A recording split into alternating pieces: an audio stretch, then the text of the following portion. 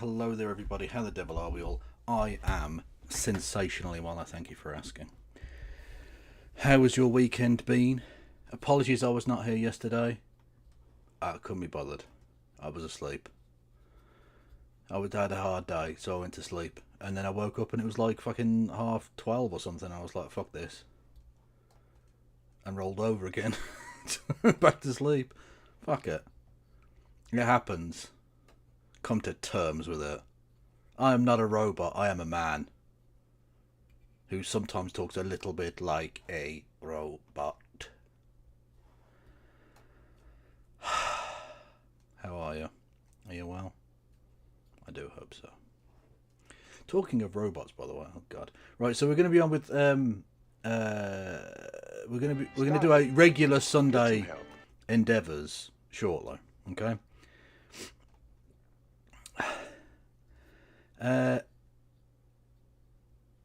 Thank you, Wayward Historian. 49 months. Wayward Historian, you are a fucking legend, and I will hear nothing, no more of it. Fact. Yeah, well done, Newcastle, by the way. Excellent stuff. Oh, I am sweaty spaghetti. Are you king of the sensibles? I am king of the sensible. I'm the adult. I am the adult in the room. Literally, I'm an adult and I'm in a room. So you know. Anyway, talking of robots. So yeah, we're going to do our usual thing with No Justice MTJ. But she's a little bit late.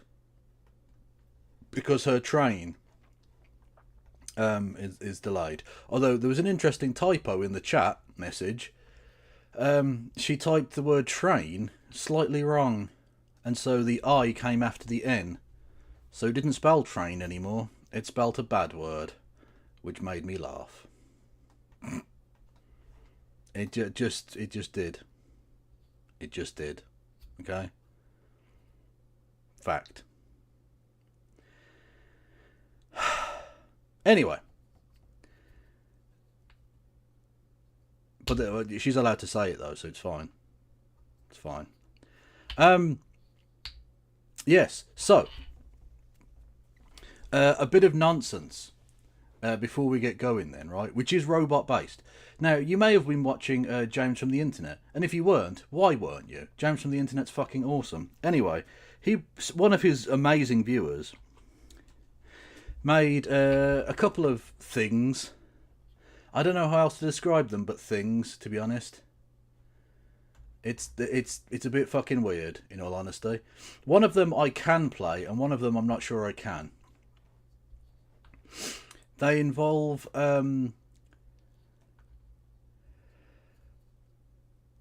it involves a robot AI version of Tim Pool, right? Singing a particular song, and then the second one I definitely can't play. The second one I definitely can't play for you. It's Tim Pool doing the "I Have a Dream" speech, the Martin Luther King speech, right? Which I think is literally how you would start a race war. I think that's literally how race war starts. And then, you know, I'm going to get killed, obviously. Because being Irish, I'm now technically white, but I'm also a person of colour. So, like, what side am I on? I don't even know anymore. So, I mean, this might get me copyright cucked. I don't know. But, God. Oh. Here is Tim Pool singing Country Roads by John Denver.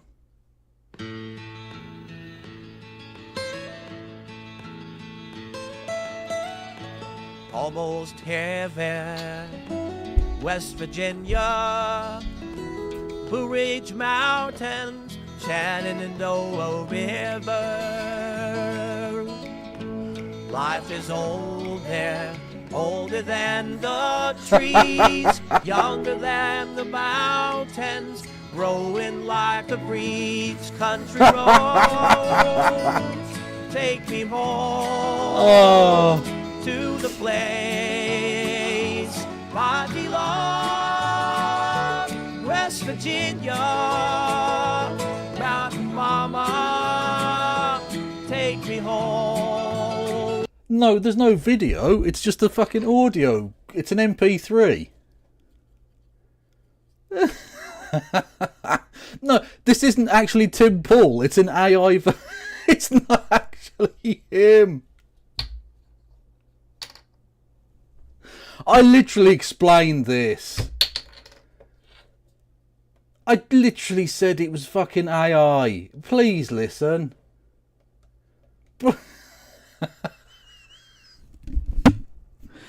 Please listen to me. There is no face. There's not. It's just an AI. I thought it was an AI video. I don't think it is. No.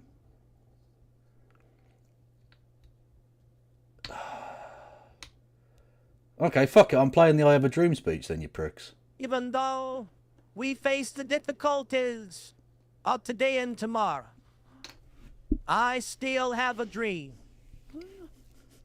It is a dream deeply rooted in the American dream.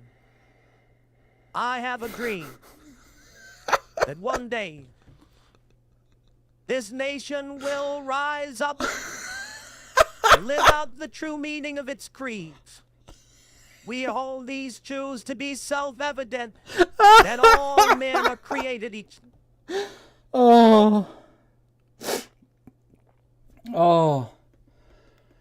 Oh, sweet Jesus. I'll have a dream that one day on the red hills of Jordan, sons of former slaves and the sons of former slave owners. Will they be able to sit down together at the table of brotherhood? I have a dream.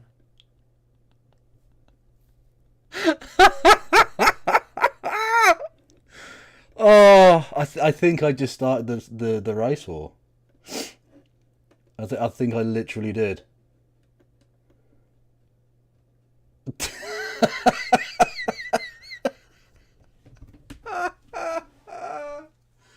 Oh, I'm fucking sweating there. Oh, mercy, mercy me. Tim Paul.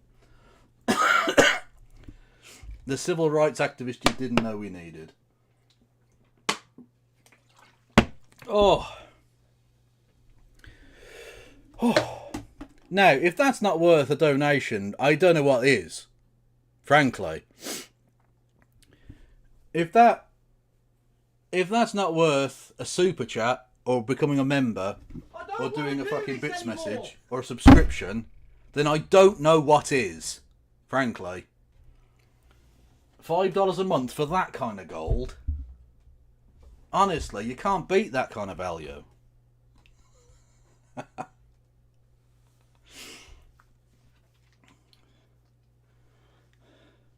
It is a race war, Flint Reed. You're quite correct.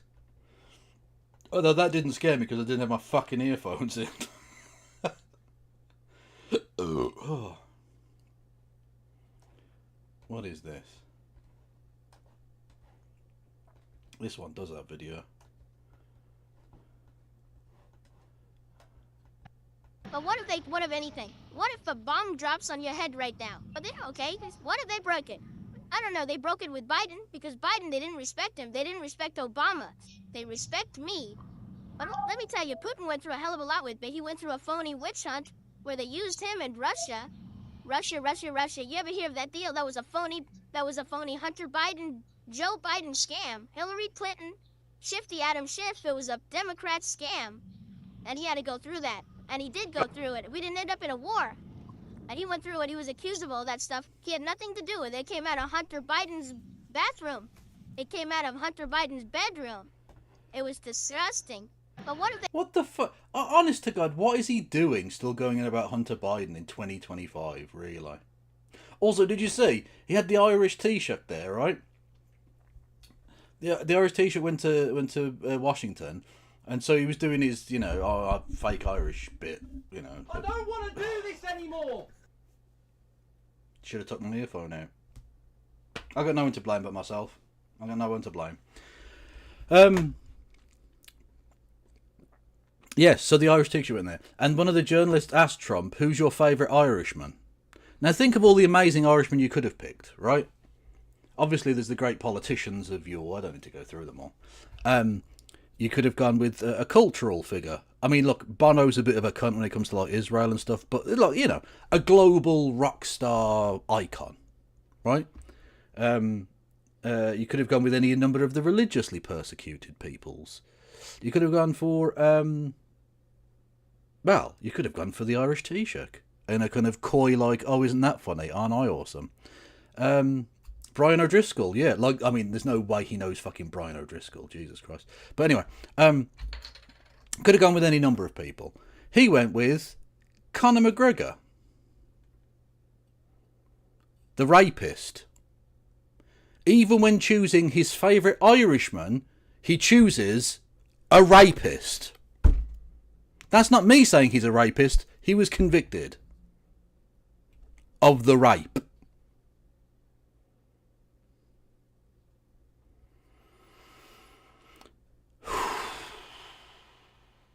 Is there any rapist he doesn't like? Like, has there ever been a rapist he didn't admire?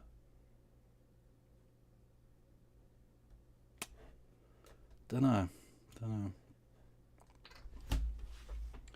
Really, just spectacular levels of Epsteinology going on there. The Epstein molecules are still with him,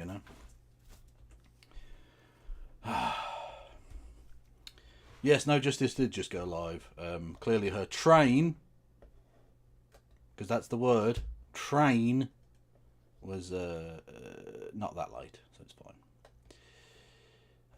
yes.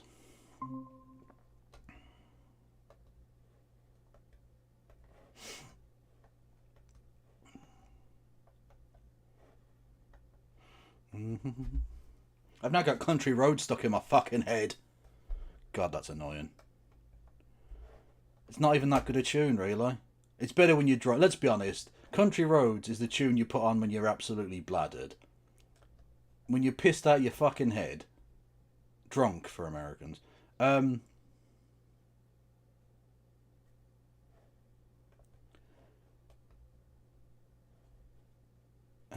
Yeah.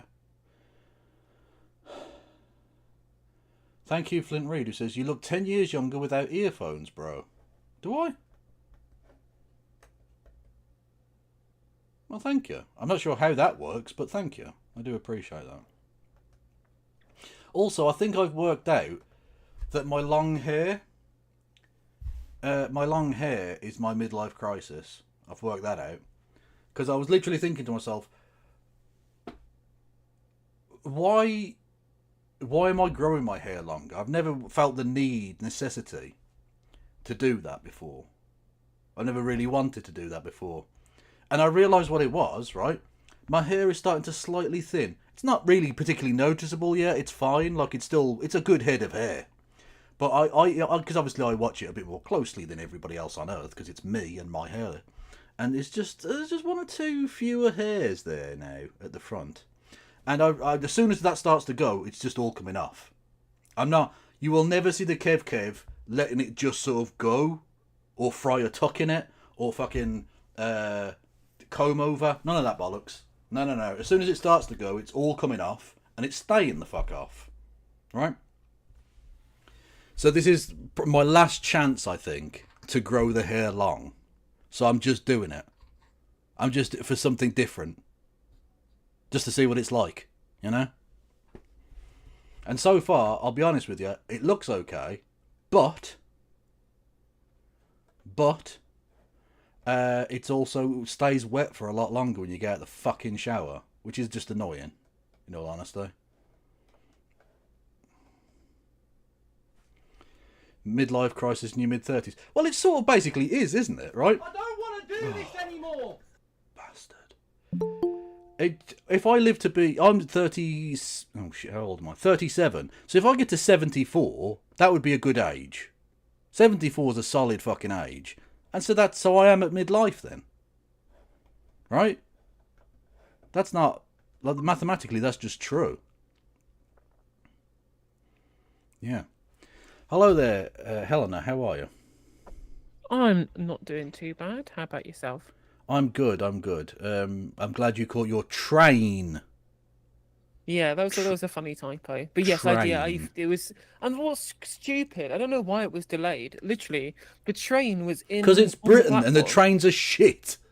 I mean, obviously this is true, but like I was on the train. It was on the platform, with all the lights on, like 10 minutes before the scheduled departure time, and it still left 20 minutes late. Still left 20 minutes late, having been there. I'm so confused as to why it didn't just leave. Very strange. Because it was broken. It's all broken, and everything's broken. The country's broken. The country is broken. Again, we are a bus replacement nation. That is just what we are. I mean, we literally have a Tory government replacement bus service at the moment as well. Basically, yes, that is true. Yeah. Thank you, Flint Reed. We can see your lovely locks like you're a Brummy Favio. Well, thank you. I don't really know what that means, but I appreciate the message and the money. Thank you. Anyway, yeah, how has your week been? It's been incredibly uneventful. I was up very early today, so I've been up since 3 a.m. I've been up since 3 a.m. because I was watching the Grand Prix because I can't go room basically. No, that's fair enough. That's I mean, yeah, yeah, and it was in Australia, wasn't it? First race of the season. Yes, it was. Yeah, in Albert Park. Yeah, which just goes to show you that Formula One are also in on the Australia lie because it doesn't exist. We know it doesn't exist. Literally. They What are absolutely. Why do you think they they're get rid of it absolutely- first? You don't want to fake a race halfway through the season, so they get that out of the way as like a pretend at the start, and then they Yeah, get everyone's into so the excited. season. Yeah, everyone's so excited about the fact that the season started. They forgot to question the idea of what the fuck Australia even is. Kangaroos and that. What are you, a fucking zoo? Spiders that can eat things. Fuck off. Just fuck Yeah, off. massive like spiders as big as your fucking head, and I don't believe it, mate. Also, wombats. I learnt this. Wombats kill their opponents by twerking. That's not even a lie. I know that sounds like some shit I just Incredible. made up. It's got incredibly strong arse bones, so it burrows into the ground, and then if a predator sticks its head in, it smashes the predator's head against the wall of the burrow with its arse. Wow. Well, there you go. There you go. I also there's a do you bees, honeybees have in Asia have a wasp defense mechanism where they melt wasps by surrounding them and then flapping their wings really hard. Yeah, they slightly together. They're slightly warmer, so they all just zerg rush him, and then and melt him. Yeah, literally, they melt wasps. And it doesn't matter that again because it's all for one and one for all, so they all just go in there and lots of them get chomped up, but enough of them don't that the wasp dies. Yeah, it's amazing. Yeah, literally. It's honestly what the wonders of nature. Yeah, I mean, it always struck me the song "All Things Bright and Beautiful" always struck me as not telling the entire story of No, the it's animal yes. kingdom. Missing out the wasp melting. The wasp melting, the worm whose entire life cycle is to eat out the back of the eye of a lamb. Yeah, That's a thing absolutely. that exists. God made that apparently. Not sure why he did. He sounds like a fucking nutter. I mean, literally, absolutely, absolutely. God is a nutcase, isn't he? Yeah. Like, 5 minutes spent researching researching nature, would go. I mean, maybe this wasn't intelligently designed. Well, in the words of Dara O'Brien, have you ever felt less intelligently designed than when you bite the inside of your own mouth? It's so true. I appear to be trying to chew through the side of my own face. Yeah, bit weird. Bit weird. As you do, as you do. Yeah. Flint meant Fabio. Who's Fabio? From Old Lady Muck stories. Okay. Apparently that's a thing. Apparently I have the hair of someone in a softcore pornographic story for ladies. Well, there you go. Someone paid me £5 to say that. Well, I get to money well spent. Yeah, absolutely. That literally that's all the content for tonight. Bye. The best. I mean, the best money is spent is, of course, by helping usher in our future communist nation through becoming a subscriber on twitch.tv/KFLogan1875. Or also having that exact same effect about bringing international socialism together by doing the exact same thing on No Justice MTG. Exactly. We will be the vanguard, but first of all, you must be a subscriber. That is how it works. Yeah, you know, we have not all of us have got a Stalin to rob banks for us. You know what I mean? Some of us are taking a legal approach to this. Just saying. Right, shall we watch some Well, do you want award-winning journalism or yet to be award-winning journalism? Because our friend, the show? comrade, friend of the show, Curtis Daly, was only on the GBBs. Well, I mean, let's watch some Curtis, shall we? Let's indeed. So, yes. Sounds much more interesting than Wes fucking Streeting. Well, true, but I mean, literally, I don't know, dying of bone cancer would be better. Where are we? Hang on, what's the timestamp? He gave me a timestamp. 19 minutes. Okay. Also, thank you, Fansman of Black. They could come up with a band-aid you could slap on the railways. Have Tory drawn carriages. Their jobless twits need the work anyway. 2 birds, 1 stone. I mean, Jonathan Gullis can't find any work as a teacher, so you might as well get him hauling some trains. True. Also, I didn't know this because I literally know pre-watch chat. The person they were interviewing before Curtis's segment appears to be a cosplayer of me. With slightly straighter hair. Yeah, to be fair, no, he needs to update his look, but that's just me. It's the same. It's the same vibe. He's just You have me. vibes. Yeah, I don't know who he is. He's probably a cunt, but because he's a white man, so you know. Actually, I saw him debate Tim Montgomery on Talk TV the other day. Actually, he was pretty good. He started just openly calling Rupert Lowe an ethno-nationalist, and he's revolting. And I thought, you don't get some harsh truths anymore nowadays, do you? True. Talking of Rupert Lowe and weird ethno-nationalism type stuff. Hang on. I'm fucking scrolling the wrong way like an absolute bell piece. Jesus Christ. Anyway, talking of Rupert Lowe and weird ethno-nationalist shite, and Elon Musk, bizarrely of all things, did you see this amazing interaction on the Twitters of Rupert Lowe, right? Just there he is with his grandson, right? I'm, you know what? For once, I'm not even going to criticise Rupert Lowe. Absolutely fine. He's just there. Meet Harry, my only grandchild. Difficult times remind you that what really matters in life, family. It's a beautiful image. God bless him.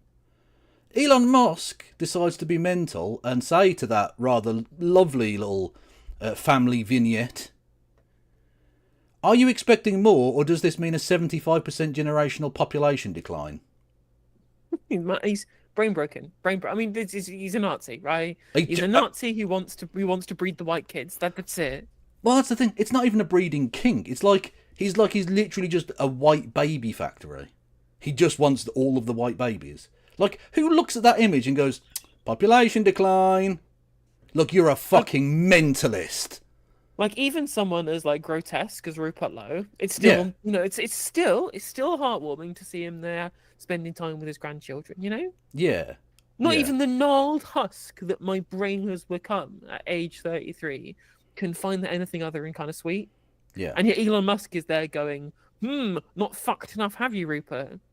Well, I mean, presumably he's not even having a go at Rupert. He's having a go at Rupert's kids for not fucking enough. It's true. Because I don't know how many kids he has, but like, that's just who the fuck, like, you know that breeding. Jesus Christ, I'm even doing it. You know, having kids isn't like a mathematical issue. Elon, you fucking freak. It's the creepiest shit, man. Who the fuck thinks like that? It's so mental. Anyway, yes. So, our friend was on GBBs. I think talking to Ben Habib, if I remember correctly. He was. Which is Friends in high places. Yeah, exactly. For joining us, James. Okay, now let's see what my panel make of this. I have former Deputy Leader of Reform UK, Ben Habib, talking of which, and founder of Turn Left Media, Curtis Daly. I'm going to come to you first. God, he's fucking handsome. God damn it. First on this one, Ben. This is not a good look for the government straight away. What, it's 7 months, and this is a major U-turn. Yeah, and I mean, it's actually a U-turn on an issue where they needed to grapple it and get on with it. But, you know... You see, you were literally doing reform policy. And now you've shown a scintilla of humanity within that. It's not good enough. I literally, someone come in my comment section when I was talking about the benefit cuts, going, I'll never vote Labour again, there's only reform for me. And I'm just like, what, you're going to vote for the bigger austerity party? The one that the Labour got their 5% government department budget cuts idea from? Yeah. What? Yeah, mad. Fucking insane. It's like the people who were like, I'm not going to vote for Joe Biden because of the Gaza genocide. I'm going to vote for Trump. What?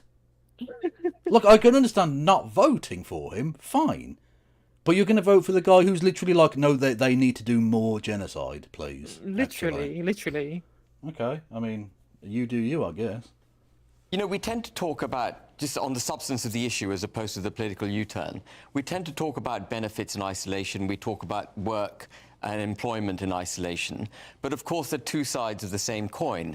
And one of the reasons the government is having to look at cutting benefits is because it's damaged the labour market so dramatically since it got into office. It was already very badly damaged under the Conservative Party. There were 6-odd million people surviving on universal credit in this country at the end of the Conservative government. There are now 7 million people in this country. We're the worst performing country. Wow, it's almost like we had a massive pandemic, which might have had lasting health effects. Yeah, it's crazy how Maybe. they just kind of forgotten the pandemic that happened. The thing is, though, is that the response you'll usually get is, well, we have much higher levels of worklessness than other comparable countries. And I'm like, yeah, because other comparable countries didn't have George Osborne as Chancellor and Jeremy Hunt as Health Secretary for 5 years. True. You mispronounced his name? Oh, yeah, true. Country in the G7, aren't we, for getting people back into work after the pandemic? It's absolutely awful. And 3 million of those 7 million aren't even looking for a job because they're claiming mental health issues and they're getting full benefits as a result. But what did Rachel... Now, just bear in mind that excuse that's being used there and see if maybe we listen to a Labour minister later say a similar thing. I wonder. Rachel Reeves do when she got into office? Instead of trying to make it pay to work, which, by the way, is a double benefit for the government because you take people off benefits and you bring them into employment so they're paying tax. You cut your costs and you increase your revenue. Making people work is a fantastic policy. But she... Also better for your mental health. And better for your mental health I and, hate this. and Oh, everything. Come on. I hate this so much. People say, oh, well, you'll get much better mental health if you work. And it's unilaterally a phrase said by journalists who spend 3 hours a day fucking chatting shit on camera. No names mentioned, of course. It's definitely not something that I literally get employed to do. No. Or it's fucking property bellends like Ben Habib, whose entire day at work is looking at some spreadsheets on a laptop in fucking Starbucks, going, oh, well, work is great for your mental health. Bitch, why don't you try wearing a tag in an Amazon warehouse? Have you... No, come on now. Have you ever tried the difficult, grueling task of owning things? He's... Honestly, that man's brain is calloused. That's how much hard he's worked. Okay? Pride, your family, your standing in society, etc. But what she did was raise employers' national insurance, which was a tax on the working people. So she's actually pushed more people. No, not really a tax on the working people as such. You can, to a degree, call it a jobs tax, but it's not actually a tax on the working people. No, exactly. Like, you can say that the long and short of it is that what it has meant is that employers are cutting back on salary increases and extra employment, right? But that's being done to maintain company profits, right? Yeah. It's a choice that they've made. Now, you can say that the government was the one who forced them into that position, but, you know, at the end of the day, the buck stops with the people who made the choice to take the extra tax they have to pay out of salaries rather than out of profits. Towards the benefits net. And then you get into this downward spiral, which is where we're at, Dawn, where the government then goes, oh my goodness, we're not getting the tax take that we need, we better cut costs. And so you end up in a spiral where government's cutting costs, which I think, by the way, is the right thing to do anyway, but they're cutting costs, income is reducing, and the economy is going down the pan. And we've had 28 years of this kind of governance, where you've got state intervention, large taxation, large regulation, bearing down on the working class, making it... Come on. Large levels of state regulation, large levels of public spending. What do you mean? Like, 1997 was after we just had, what? British Steel, British Energy, British Gas, British National Grid, the British Airways, the trains, the mail, the buses. All of these things got privatized and they were all state-owned. Yeah. You can't just... What public realm? And, of course, he's forgetting that in the last 15 years, the size of the state has got cut by about half because of the Tories. And the Lib Dems, and now Labour. The thing is, well, obviously, the state did shrink overall in terms of the overall kind of remit that it had in these years, but loads of other discretionary spending has increased during this period. Because public spending as a percentage of GDP is the thing as highest since 1945. But this is all topping up shitty wages with universal credit. It's topping up the impossible rents with housing benefit. It is dealing with temporary accommodation and adult social care as a fallout of the absolute waste that's been made of the NHS and of our housing sector and the sell-off of council housing. You know, like, there's so much money being spent essentially as corporate subsidy or as landlord subsidy because our economy is like broken from base principles. Yep. more and more difficult to keep the hard-earned pounds that you've earned, keeping them in your pocket. And we've got to have a sea change of attitude to government. We've got to reinstill aspiration, and that comes from making it pay to work. Aspiration. It's such a Tory canard. Aspiration. It's It's like the so American frustrating. dream stuff. Like, everyone can just be a millionaire. That can definitely happen. You just need to aspire more. That's the problem. It's the aspiration nation stuff, right? You know, it's good. It's good to let people know that they should have self-belief and a level of self-drive to try and get the best out of themselves. Perfectly reasonable thing to expect out of people. But what they don't That's do, not what they actually- mean, though, is it? Exactly. What they actually mean is this idea that it's proxy for saying, well, if you don't succeed, then you haven't aspired, right? You are a skiver just by virtue of the fact that you haven't succeeded. Yeah. And it's also, rather than having social mobility, which brings everybody up as part of their class, it's like, well, the only way in which you can be successful as a working class person is by no longer being working class anymore, Yeah. right? And exactly, and it's really interesting and shocking, isn't it, that the people who succeed in this system are privately school educated pricks like Ben Habib and nobody True. else. Almost like they've designed the system so that only they can win. Crazy. It's very Burkean, isn't it? Very much so. Thank you to Hannah Reloaded with a Raid Arena. Everyone going follow Hannah Reloaded immediately. Do it. Joining me also, their train was late. It's no Justice MTJ. Drink my train last night. Their train was late. Work and getting people proud of that benefits bill, like you say, proud to go back to work, proud to provide for their families, and have ambition in life. So everyone gets up in the morning and Yes, I've got such ambition to piss in a bottle for Jeff Bezos. And the thing is, right, is that most of these disabled people, when you ask them, they say, we do want to work, but we can't work.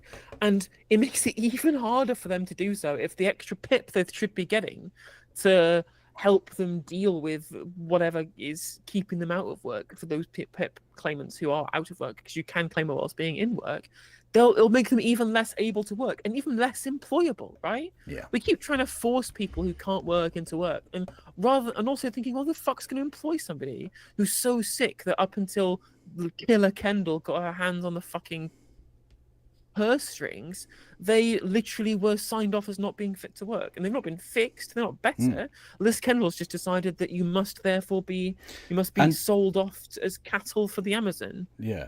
And the same people who, like fucking Ben Habibi, will say you should have ambition and this and that and the other, are the same people who are now saying, we can't have this remote working lark. That would be far too easy. No, we need to force people into offices. Well, you know what? If you could work from home, there would be a lot more disabled people who would be able to do that. Yeah, I wonder what Ben Habib, I wonder what proportion of Ben Habib's property empire is commercial property. wants to go to work. That's the Like message. us, Ben. Like us, yeah. Yes. Okay, like us. Yes, you two dickheads definitely do work. Don't you? Incredibly difficult. Yeah. It's definitely like us, Dawn. Right, Curtis. This to me sounds like that Keir Starmer has been bullied into doing this by members of his own cabinet. You mean the people who are elected to Parliament used their leverage to gain just a small sliver of relief for the most desperately poor in society? They used, how do I put this? The political system to do politics from the people who sent them there to do politics. Yeah, doing this thing, right, called representing their constituents, which is something people forget about all of the fucking time, right? We keep being told, well, we have to keep first past the post because it's a constituency link. And I'm like, well, if you're just expecting people to vote with a fucking whip every time, just give me a party list. I put some no-names on there who follow the party line because that's all you're voting for, right?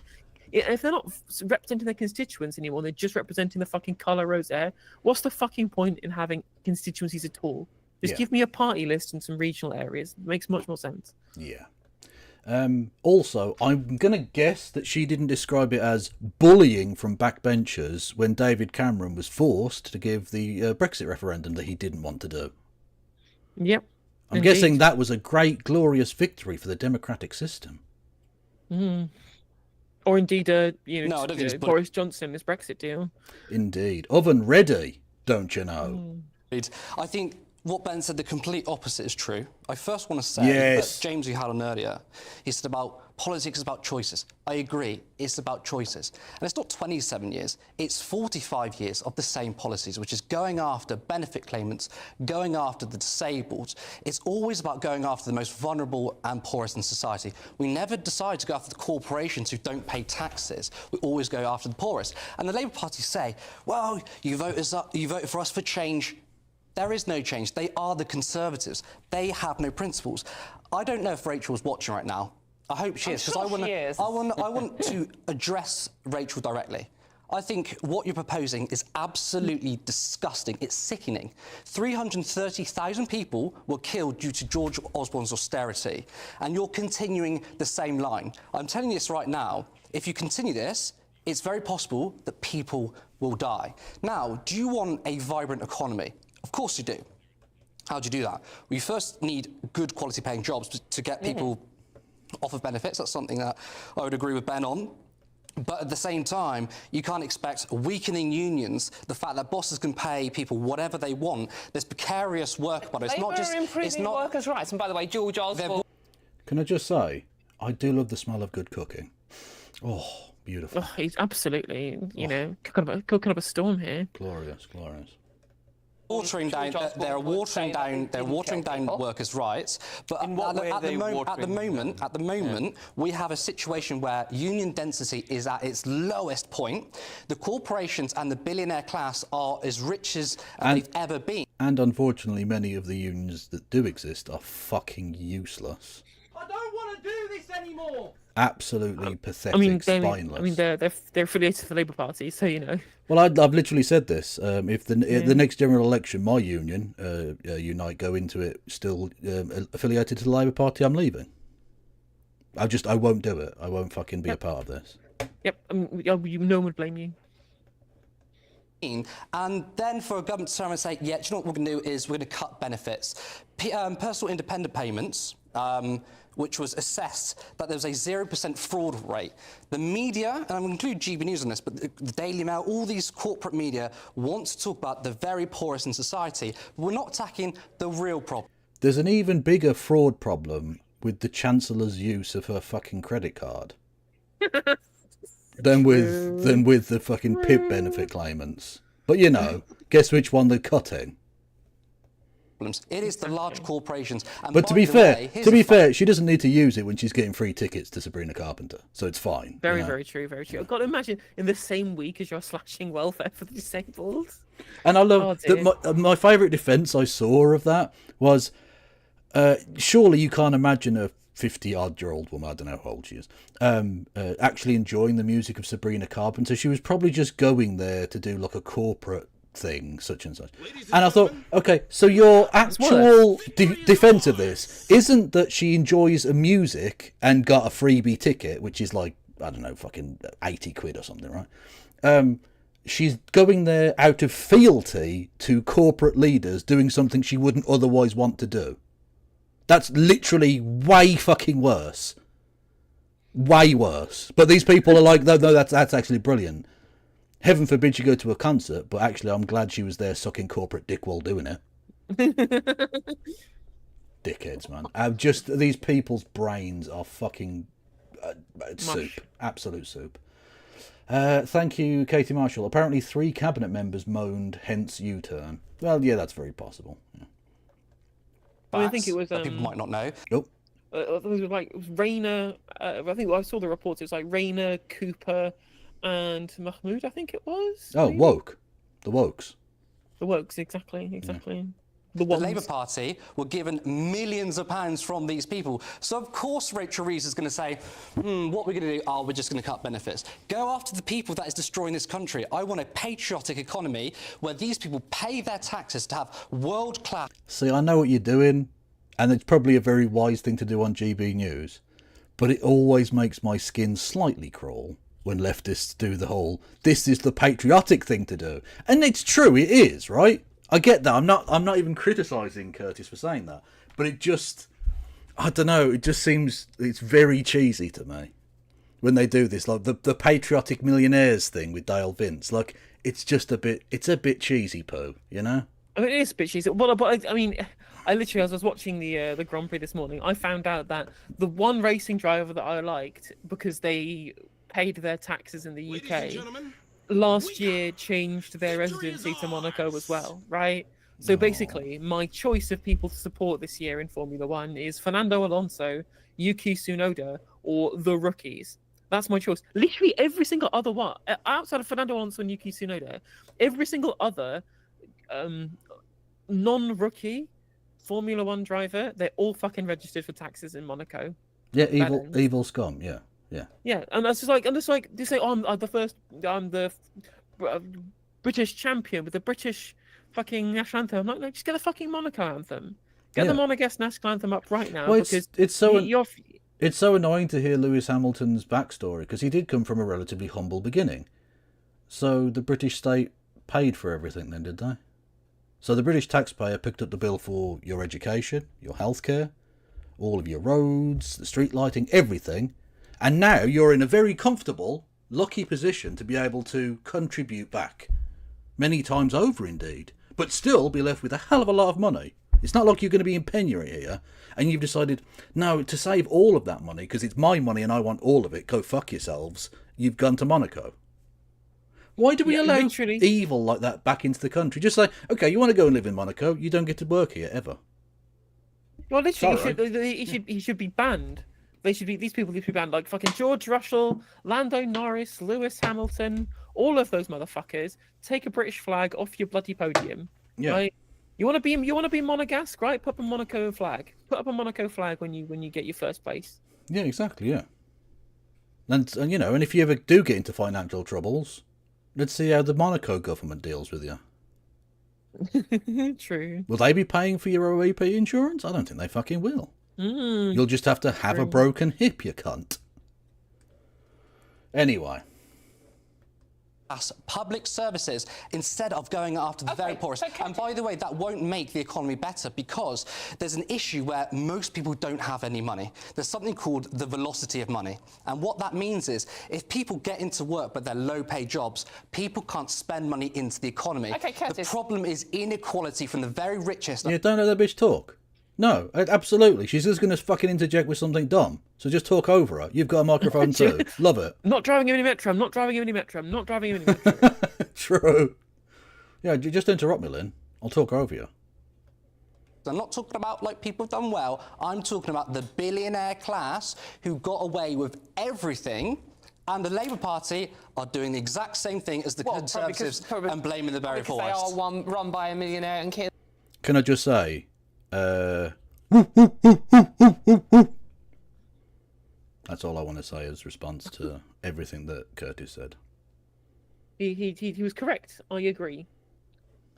Starmer at the moment. That's probably part of it as well. Are you seriously saying that the welfare bill that's due to hit 75 billion by 2030, which is only 5 years' time, you wouldn't even look at that? If you were in government, would you look at that? Would you think, right, no, that's fine, everybody on benefits is fine? Majority of benefits on pensions, by the way.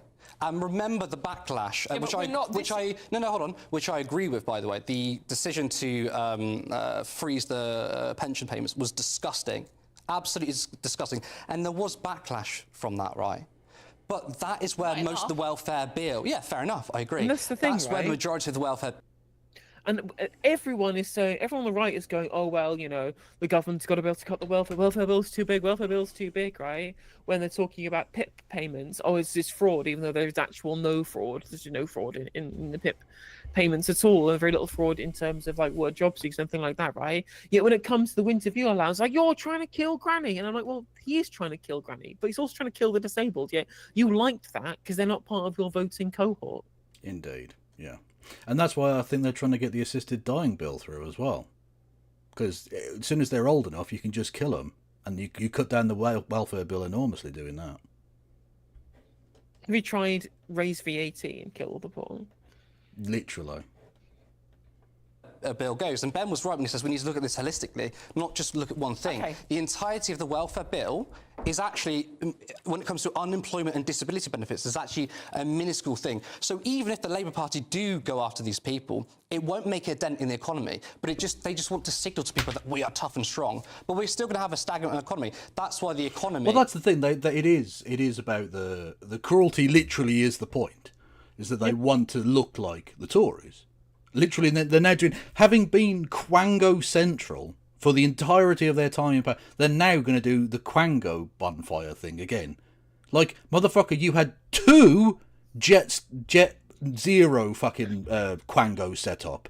2 of them. For a thing that most people don't know exists. Right? But now you want us to believe we need to cut down on the administrative state. Yeah, maybe you should set up a Quango for that, you cunt. Fucking hell. These people... who are you appealing to? Literally, what voters do you think are going to be enticed by this? That's what's so frustrating, right? Is that it's absolutely fine to get rid of Quangos. We were critical of the Quangos. We wanted them rid of, right? But our criticism of the Quangos was it essentially was a signal from the Labour Party that they hadn't got any fucking plan for governance. Yeah. And they're just like, oh, well, we'll just get some big business brains, right? Well, it'll be like, I mean, to quote Mitchell and Webb yet again, right? It's like the episode of what they call like a hard, big talk was what they called it. Come on, boffins, we need to solve this thing now. Yeah. And that's what they did. Is that we don't have any plans for government. We've not thought about any policies we do if we actually actually elected into office. No, but what we have done is just go, let's get someone else to do it. And now they realise, well, the people that want someone else to do it, they've now got to make up fucking policy on the fly directly from the heart of government. They've got a fucking clue. It's a mess. It's a fucking circus. Oh, come on, boffins. I've already used the word balalaika when Drum would have done. has regressed by 0.1% because Ben, come in on this one. Ben, would you like to say anything? Well, I agree with a lot of what you're saying, Curtis. Yeah. I think that the large corporations... What the fuck are you talking about? No, you don't. No, you fucking don't. You lying bastard. You believe the exact opposite of everything he just said. are in bed. But It's what your policies have never been anything like what he just described. So what are you talking about? with the Conservative Party and the Labour Party. Also, just want I to think point out, amazing journalists you have over at GBB News. It's March, but they've marked this down as the 16th of December. Brilliant. Fucking excellent work, lads. You really are special. It is funny. Like the running gag about GB News is that they can't find any VT people. They can't find any social media people because all the VT and social media people are all like people with humanities degrees and arts degrees. Yeah. Who fucking none of them are right wings. They can't find anyone through the boycotts. They're having to work off of like first of all it's a shoestring budget anyway because they're fucking hemorrhaging money.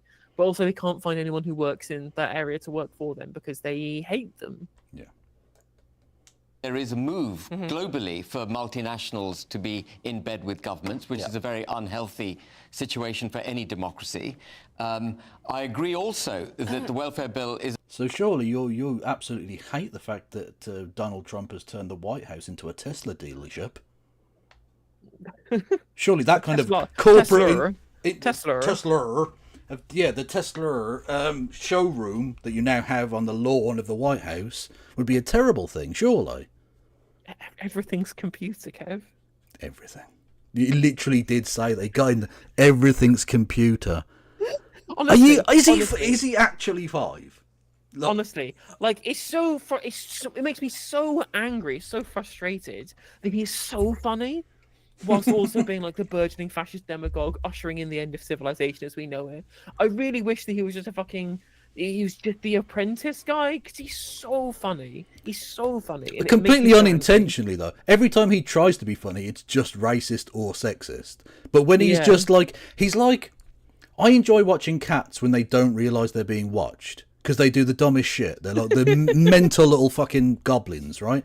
And he's like that, except he knows he's being watched by international media organisations beaming that shit across the world. And he's just like, ooh, it's all computers.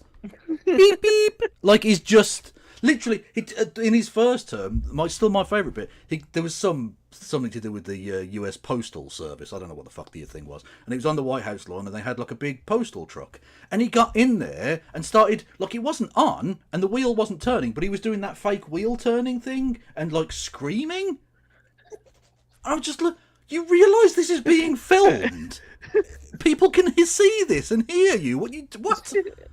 It's infinite levels of like unintentional hilarity. He's a fucking maniac. He's a treasure trove of this stuff, and we can't enjoy it because He's of all like the fascism. Exactly. He's like Homer Simpson, but fascist. He's just mad shit. Yeah, literally. Mad literally. shit. Is a small part of the overall benefits bill. But what we've got to do is make sure that we have a vibrant economy. That's critical. If you have a vibrant economy, as I said, you have less people forced into benefits because they can get jobs, and most people do want to work. I believe that. They can get jobs which are remunerative, they can save money, they can have aspiration, their children can go to better schools, etc., etc., etc. And you reduce the benefits bill. At the moment, we're in a downward spiral. Because of the policies adopted by successive governments, we're in a downward spiral, and it's going to be very Remember, difficult this to get out isn't of it. about Unfortunately, Jeff, unemployment, we it's have- about disability benefits. It's a have very different thing. I know, out of but time. it's part of the same thing. Part of the that overall, one. Okay. If you don't, I'm going to be on unemployment benefit. You don't both shut up now. To be honest with you, but have a job. Well, this is the Which thing, I that's love, the by the way. thing. That's But what I what do you, hate. you've had various. It's just so tilting that people keep trying to talk about PIP like it's an unemployment benefit. No, it is a disability benefit. It's a living allowance that you get for being disabled, regardless of your work status. Yeah. In the fact that it used to be called disability living allowance. It did. Yeah, but that makes it seem to, I don't know, it humanises the people that you want to demonise. But whereas now personal independence payment just sounds clinical. You know? Anyway, Homer wasn't a deadbeat, though. That is true. Homer Simpson never cheated on his wives. Even though he had the opportunity, because he's fucking 6. Okay? Homer Simpson is a hotter. Anyway, you don't have to respond to that. That's fine. No, that's yeah. If you don't work, you have no aspiration. Yeah. Hang on, but they're done now, aren't they? That's the end of that segment. No, hang on, it carries on. Okay. I'm not fucking watching their adverts. Benefits There's bill. so Oh no, that many wouldn't be adverts. PC. Disgusting, lying charlatans. Not us. I'm hoping you're not talking about us. Okay, let's get on to the next story we're talking about. The French President Emmanuel Macron has said Russia will have no say over whether foreign troops will be sent to Ukraine to guarantee an eventual ceasefire. France. Yay, nuclear war. I mean, I hate to be a spoil sport. I do not give a shit about this stuff. Like, it's all entirely out of our hands, and it's just watching. Well, Watching European leaders go, please, can we stop all of the dead people? Well, that's literally it then. That's the last bit of Curtis. So Is that the only thing they got cursing? Oh, I guess we'll have to watch it then. France and Britain, as well as other NATO countries, have said they are willing to send peacekeeping troops to a post-war Ukraine to enforce any ceasefire deal. But most sensible people think Russian. I love the fact that we were being told by the BBC, again just client rubbish, that the UK is hosting an event, and I was like, oh shit, all the leaders are coming here again. No, it's a fucking Zoom meeting. Do you mean so by hosting an international meeting? Do you mean we set up a Zoom and sent the link around in the fucking WhatsApp group? What are you talking about? Is this Malta sat in his fucking office? I bet he hasn't got trousers on. And you know what? I'd respect him a lot more if he didn't. That's fine. Underneath, he's got his PJs and some slippers on. Let's go. I mean, clearly to be they're all joining in voice in like the UK government Discord. Well, what do you think? I wonder what it's called. I don't know. Although it just reminded me of the Wi-Fi router name around here. There's someone called Titty Twister. I love it. When I used to Amazing. work for CEX, the Wi-Fi router was called Unprotected Sex. Nice. Also, I like the fact that the Portuguese Prime Minister is just muted there. Fuck him, I guess. Or maybe he needed to fart. I don't know. It's one of the two. Portuguese Prime Minister at time of recording. Well, yes, indeed. Although it's British Prime Minister at time of recording as well. Recording. True. In on this chit chat and agree with this, you know, boots on the ground. I mean, what phrase did we hear yesterday? Military mobilisation or momentum? Military momentum. I've got no idea what that means either. I'm going to come to you first on this one, Ben. See, that's how Corbyn can still win. Military momentum. Let's fucking go. True.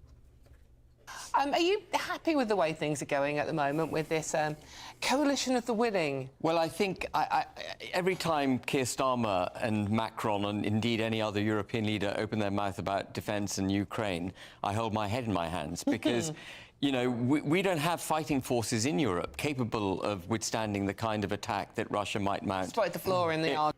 What the fuck are you talking about? By giving Ukraine our second down hand-me-down flog-offs, they've held them at bay for 3 fucking years. France can't hold them off with nuclear weapons. What are you talking about? Honest to God, what is he talking about? I mean, Russia's this giant paper tiger. It's crazy. yeah. It's like, I mean, don't get me wrong. I'm not saying we should go to war with them. I'm just saying the idea that we couldn't possibly withstand the Russians. Ukraine are doing it now with our D-string weapons, with our old dusty shit. Fucking hell. Yeah, there's a slight problem there. And, you know, on the day that we authorised Zelensky to fire Storm Shadow missiles into Russian territory, which is slightly offensive to the Russians, I imagine, he was busy cutting 500... Oh, no. Really? Oh, shit. It'd be really bad if they'd invaded first. Would be a real problem with it. Yeah, it's almost like retaliation is a thing. You know, you play silly games, you win silly prizes. You play with feathers, you get your arsehole tickled. End of. £100 million from our defence budget, which is already a former, you know, shadow of its former self. We can't fill Wembley Stadium with our army. No. So how it is that we're going to put boots on the ground in Ukraine, which will clearly not be welcomed by Putin. You know, one of the reasons we have this war, and I'm not excusing Putin, and one feels... Okay, he's about to excuse Putin. Yep, 100%. Exactly what's going to happen. Exactly. Like, when someone prefaces it with that, you already know it's going to happen. It's the I'm not racist, but of geopolitics. True. Obliged to say this for fear of being called a Putin apologist, which I'm not. But one of the reasons we've got this war in Ukraine is because the European Union and NATO kept flirting with Ukraine. Now, if... Okay, but, like, the Ukraine is not Russia's missus. So Ukraine is a free, independent woman who can flirt with whoever she wishes. And Russia doesn't get to, like... Russia being Ukraine's abusive ex-boyfriend doesn't change that. And that's the thing, right? You can call out, you know, American... global military expansionism, right, and pushing towards having using countries near Russia for their security, right? And maybe that was seen as being belligerent, but NATO is an alliance that you join voluntarily as a country, right? It doesn't fucking absorb people like a giant fucking like blob, you know? No, it is. It's that what's that get Agario? Where you just eat the smaller ones and become bigger. That's literally what NATO's like. If they think that they can put boots on the ground in Ukraine without getting Russian hackles up on the back of Putin's neck, they're sadly mistaken. By all means... Oh, no. I'm going to tell you what we should do. We should send our troops into, I don't know, Voronezh or something like that, right? Just to see the cathedral there.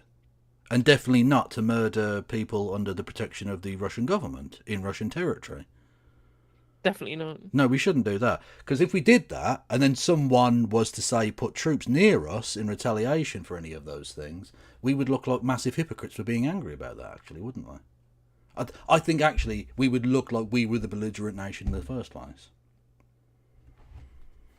That's a Salisbury joke. You're very welcome.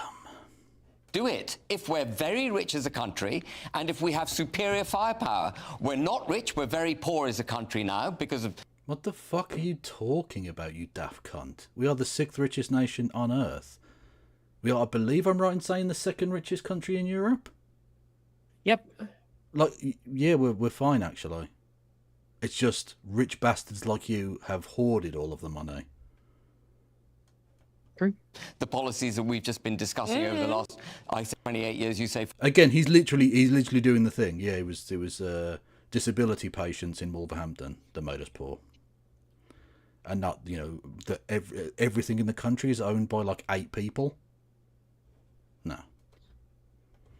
45 years, and our defence is absolutely pathetic. So why we would wish to encourage a European war by putting boots on the ground next to Russia when we're incapable of defending ourselves is utterly beyond me. It's a peacekeeping force. Yeah. However, it's not a peacekeeping force. If Putin, Keir Starmer was saying yesterday, well, Putin needs to come to the table. If Putin goes, well, mate, I'm not coming to the table, a peacekeeping force actually becomes then a defensive force and part of boots on the ground as a military deterrent. I first want to say it's vitally important. Russia, obviously the aggressor now. They invaded a sovereign nation. They are did the that. bad guys. No one's denying that. And don't get me wrong, I do get a bit fed up when people do throw around the term Putin apologist to everyone who has a slightly different view. I'm going to take a strategy view. I understand why people... Oh, don't cock out on me now, Curtis, please. Don't hurt me. You're too pretty to hurt me. Stop it. would want this to be the case, troops or boots on the ground, because I guess the idea that Putin can tell Ukrainians who should be in their country or not could be ridiculous. But I'm worried about global security. And look, I'm not against sending, relaxed about sending arms or aid to Ukraine to fight against Russia. But I draw the line at boots on the ground. And I think the idea that Macron unilaterally says, we're going to put boots on the ground, is not going to bring Russia round the table. If you're going to say, I don't care what Russia thinks, we're going to do this, do you think that makes a ceasefire more likely or less likely? Well, this is ultimately the point, and I think we made the point when the coalition of the willing was announced, is that Russia will never accept it, so it'll never be part of an official deal, so that leaves you with two options. Either you don't start a nuclear war, or you do start a nuclear war. I would rather the latter. But that you want a nuclear war? Yeah. Okay. Let's just get rid of it all. Start Well, again. have I got news for you? The British and French government seem intent on that, so you might just get your way. They do. Yeah, Let's go. true. Let's go.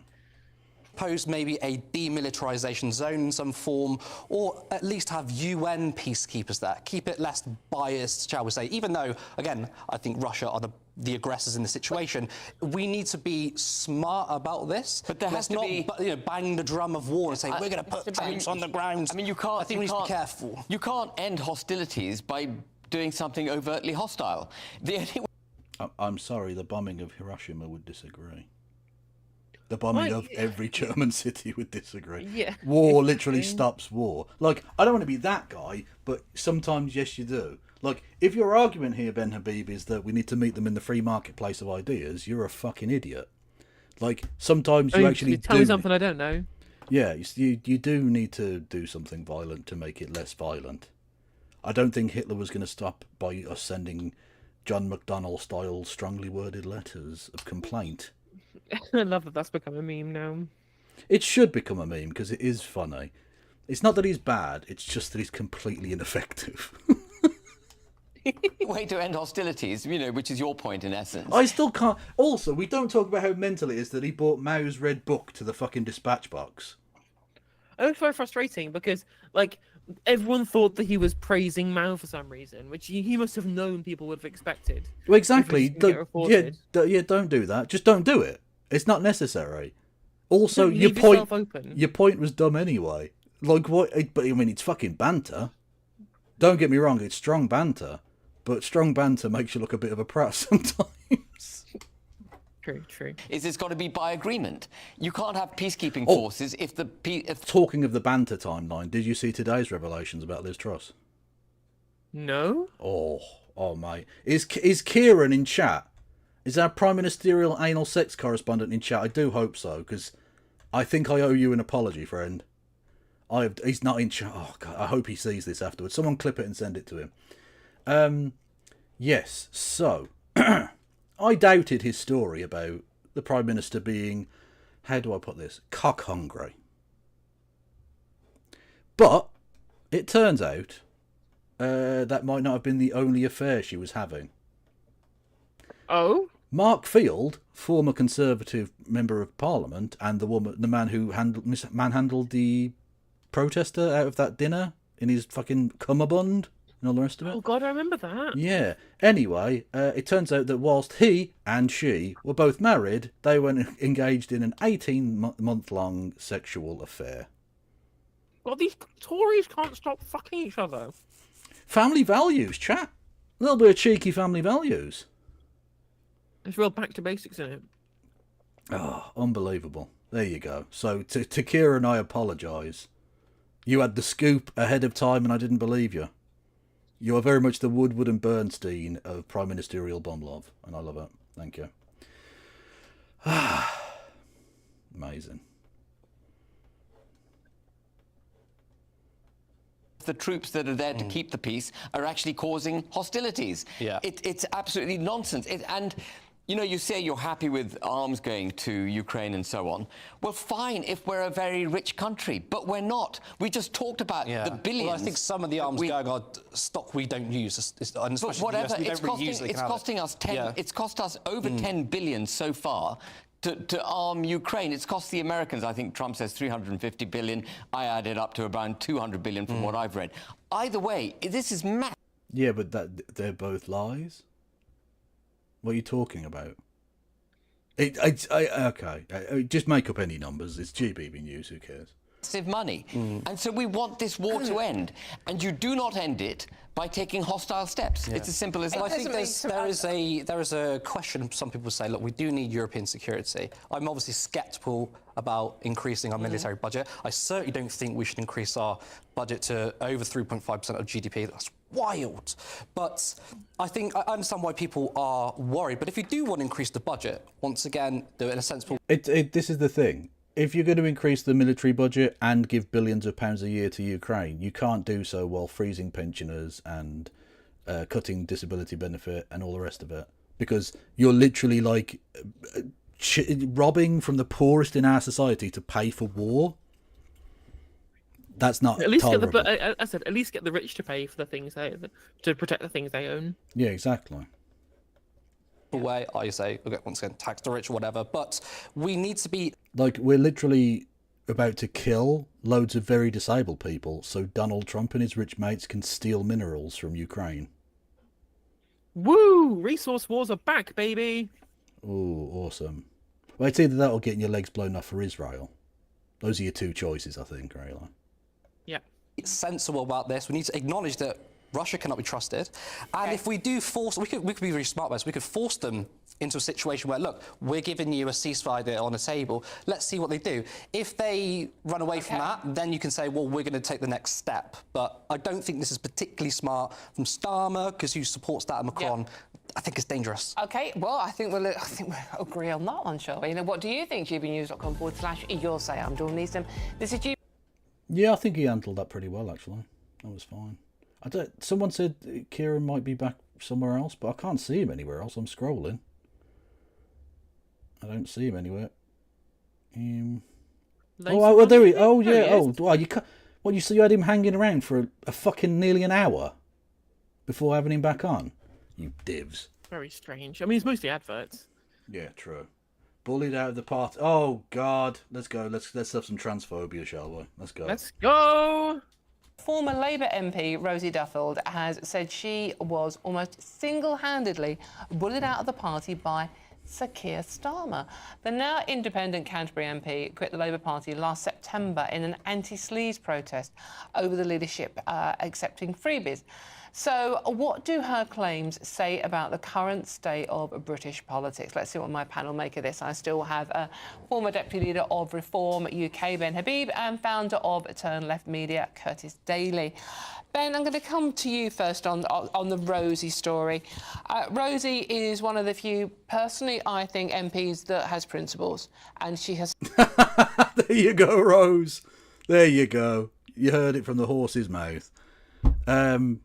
Yeah, when BBC, whatever the fuck, are saying, "Oh no, you have principles. You're awesome. We like you." Were you ever really a Labour MP? I mean, yeah, it's not a good look, is it? And what's funny is that there is, like, ironically, she does have some principles. Like, it was the internal messing in the Labour Party and stuff like taking away, like, welfare that she cited as some of the reasons why that she left in her letter. And then she went on, like, the media around the, like, Times Radio and shit to talk about, like, how it was because she got bullied for being tough. Like, it's so tilting that she had some reasonable criticisms of Keir Starmer's leadership of the Labour Party, and then used it to just kind of grift about why trans people are bad. Yeah, but that's what she meant. When this fucking Harridan is describing the principles of Rosie Duffield, she means the transphobia. Yeah. That's it. Like, she didn't give a fuck about the sleaze or anything like that. Of course not. Stuck to her principles, and I found it astonishing. She was talking at a women's festival in Alloa in Scotland. She said, "I never thought the party that's supposed to support women would like me, who was a Unison union member, a teaching assistant." Unison. Sorry, was that a joke? At least if you're going to be in the teaching profession, at least join the NEU. Yeah, the fucking Unison. Get wrecked. And a single mum on benefits. I never thought I'd be fighting barristers who run our party. I'm looking at a man who was a millionaire barrister who almost single-handedly bullied me out of the Labour Party, a working woman. Very strong words from Rosie there. She doesn't actually beat about the bush on this subject. What do you make of what she said? Yeah, very strong words, and I think they probably signify a greater sickness in our parliamentary system. You know, we have effectively a two-party representative democracy, and if that's what you have, which is what we have, then your democracy is only as good as the two parties from which we can choose. And it then comes down to how those parties make their policies and where they find their people. And it seems to me that over the last 30 or 40 years, the kind of drift that we've got with ever-increasing state intervention, more control, etc., has also manifested What itself... the fuck are you talking about? Literally, within your lifetime and mine, we used to own loads of shit that we now no longer own. The idea that we have more state intervention now than we had previously is farcical. We used to own a fucking airline. We used to own the biggest petrochemical company in the world. Yeah. We used to own our own water. Do you remember that? When we had a functioning water system and rivers that you could swim in. That's woke. It's swimming in the rivers is woke. It is woke. It's woke and makes you trans and gay. Exactly. Through our parliamentary system. And members of parliament basically have to toe the line, even on the most minor of issues, or they face the kind of fate that Rosie Duffield, or may I say Rupert Lowe, has recently faced. And what we need... Rupert Lowe, the generational decline merchant. The man killing off the white race. Yeah? In Parliament are brave, independent thinkers who put the country and their constituents first and are fearless in the way that they express themselves. And the parliamentary party system actually works in some opposition to that. Now, you obviously have to have coherency across a party to be able to govern, and that there should be a healthy tension. But the tension... Sorry, did someone read a Civics 101 book before doing this answer? Because he's literally just like explaining in very, very basic, childlike way the way that parliaments work. Which, like, I mean, he's not wrong, but also you're saying basically nothing. at the moment, I think, favours the parties too much. And it's also why I think, Daw, there are other reasons, but it's also why I think we've had a kind of constitutional crisis in this country ever since 2016, since we voted to leave the EU, because we've had a parliament full of people who've been opposed to what the people wanted. And unless Parliament... That goes back a long way before 2016, mate. Were you watching? Both parties have been hated basically since 1997. Since Blair got in and didn't move to the left, both parties have basically been despised by most of the country because they don't represent the people. It's got nothing to do with just 2016. Which, by the way, I mean this is the actual crux of a point that I don't think he will make. There was a constitutional problem with having referendum or referenda plural in a representative democracy, because it's a mixture of direct and representative, and you therefore force a parliament potentially to do a thing it doesn't want to do. Yeah. But that's not the point he's making. He's just saying Ramona's are bad because he's a fucking idiot. But he does actually have a point, he just doesn't realise it.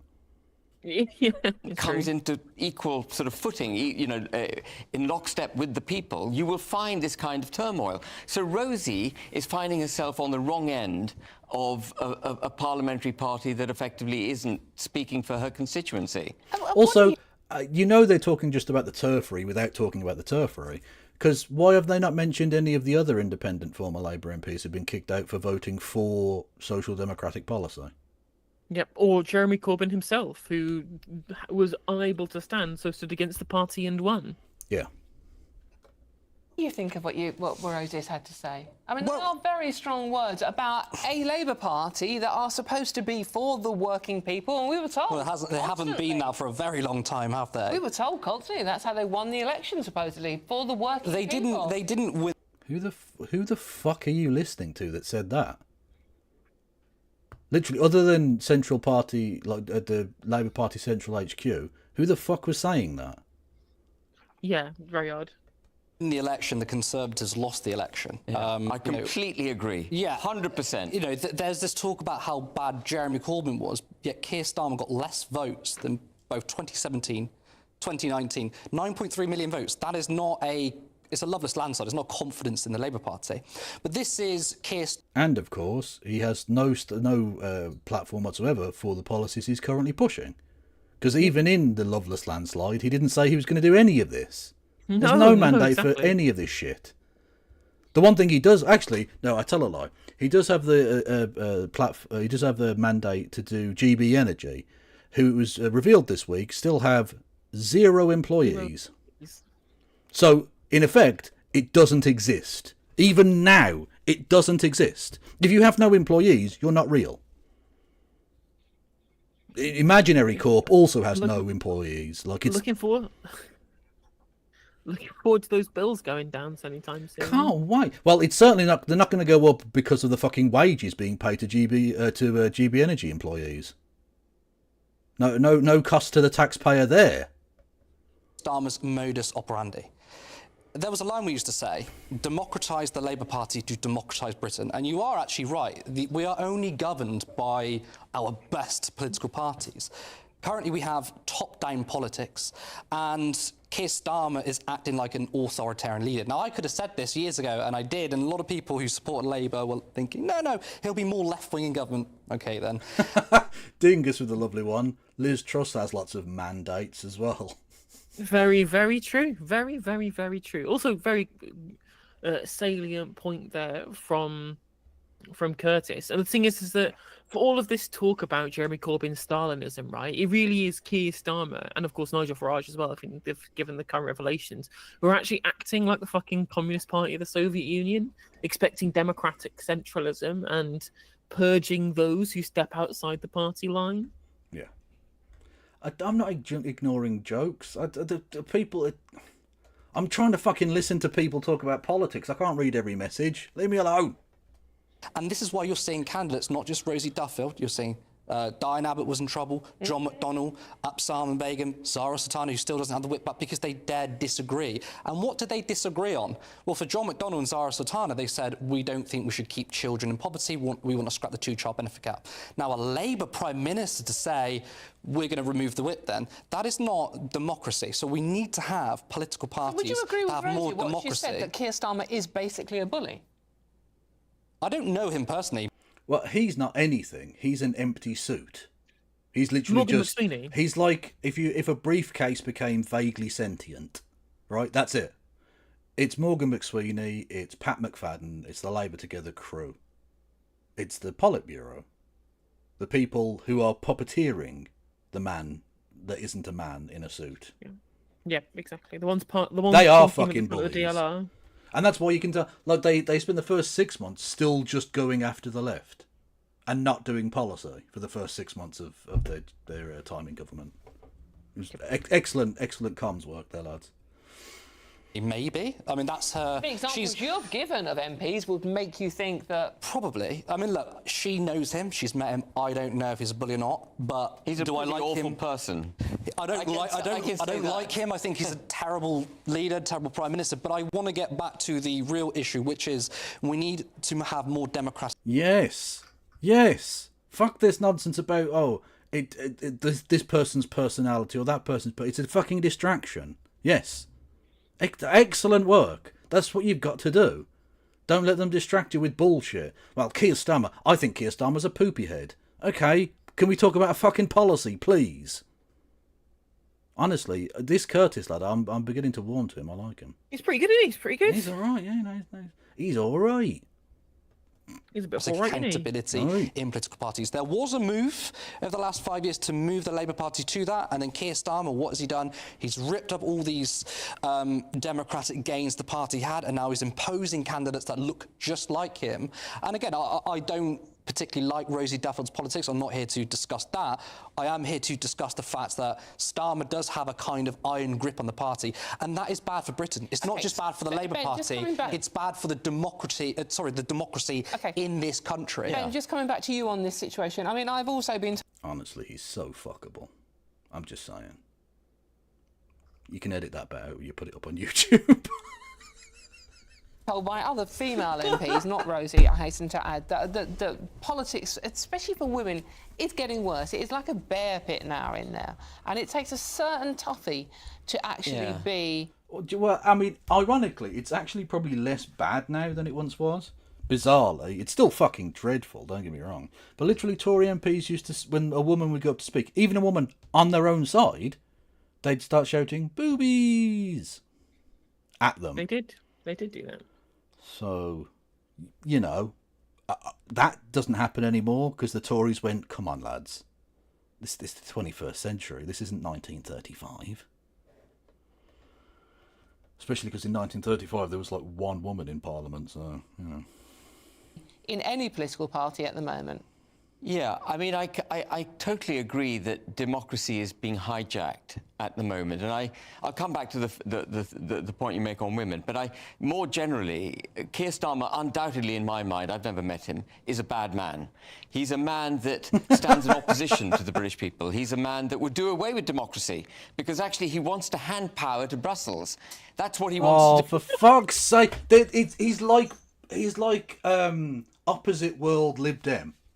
Literally, the anti-Lib Dem.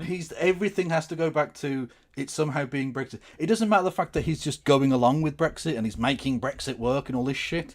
No, he wants to hand power to Brussels. Like, how have you managed with to zero get evidence for any of this? How have you managed to shoehorn a Brexit thing into Rosie Duffield being bullied?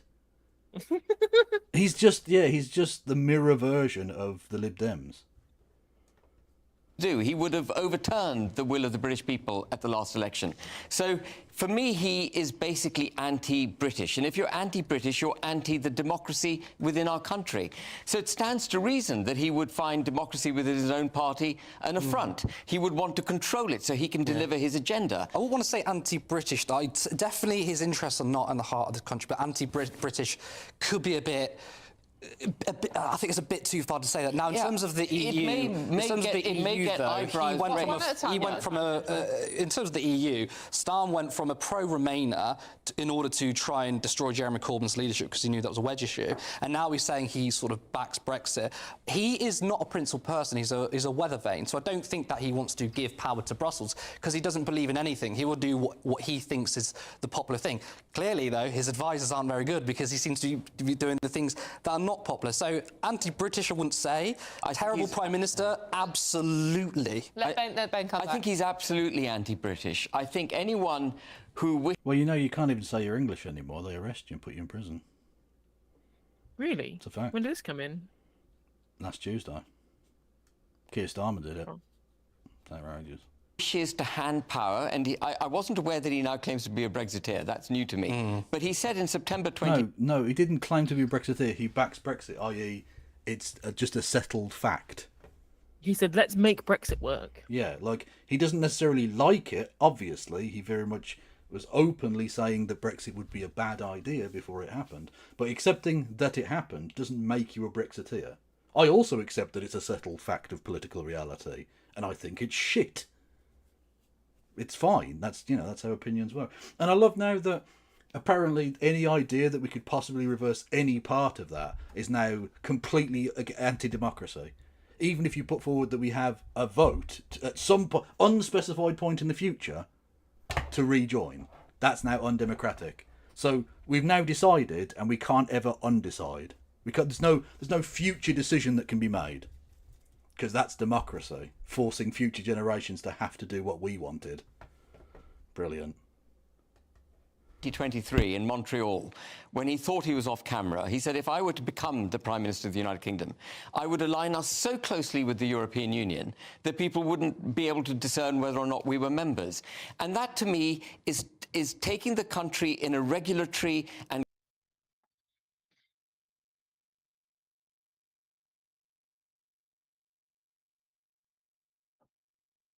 Hello? Sorry, Hello? I was muted. Apologies, I was talking to myself. You, There's a difference between a thing that Keir Starmer said once, ages ago, and what he's actually done since stepping into number 10 Downing Street. In what way has he aligned us with Europe? Ben? by having like defensive pacts because of Ukraine? Like that doesn't count.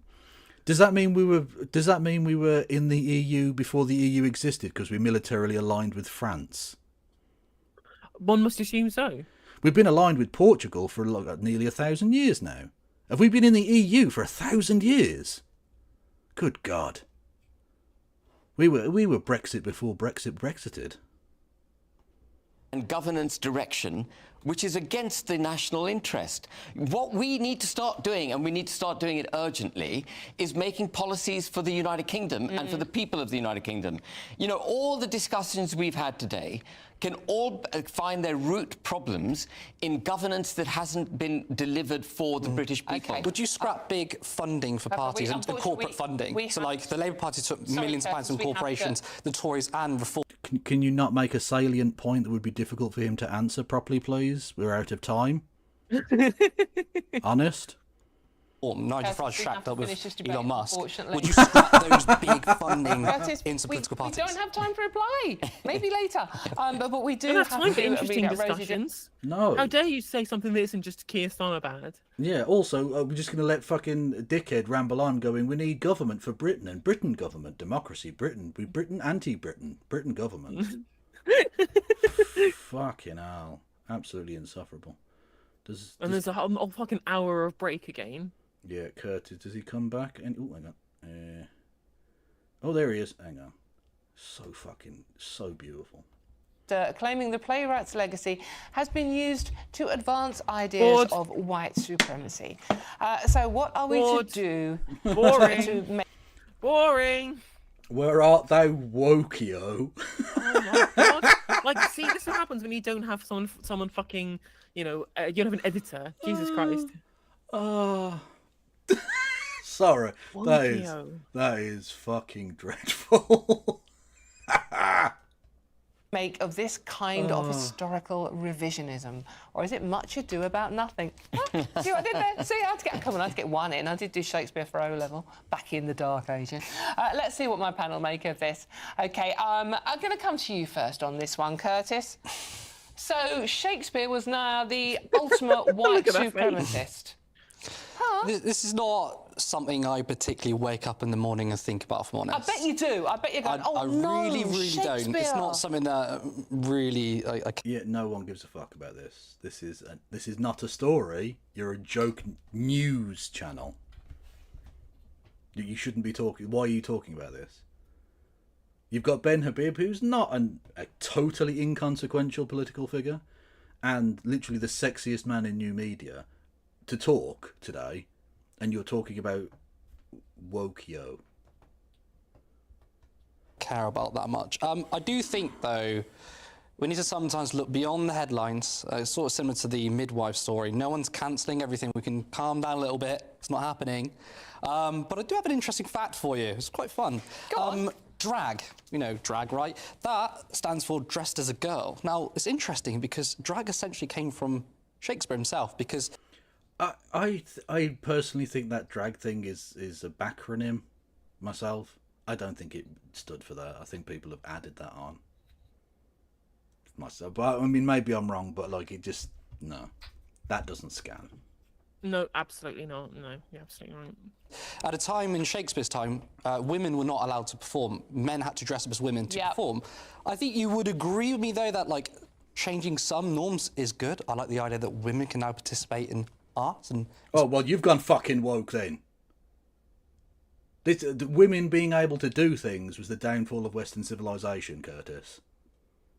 Like that. So if a group of people want to come together and look at history and uncover some facts, I don't think that's a particularly big issue. Remember, history, there's a very important thing I learned, that history isn't necessarily built on facts, it's built on the loudest voice. When we read history books, it's usually the conqueror that wins. So we might not necessarily get the true picture.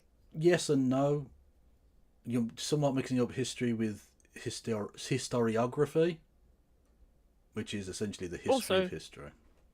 The conqueror that wins, I think that's usually implied, Curtis. You let him alone. This is live. Like, as two people who perform live every day, Monday to Friday, etc., etc., we fuck things up all the time.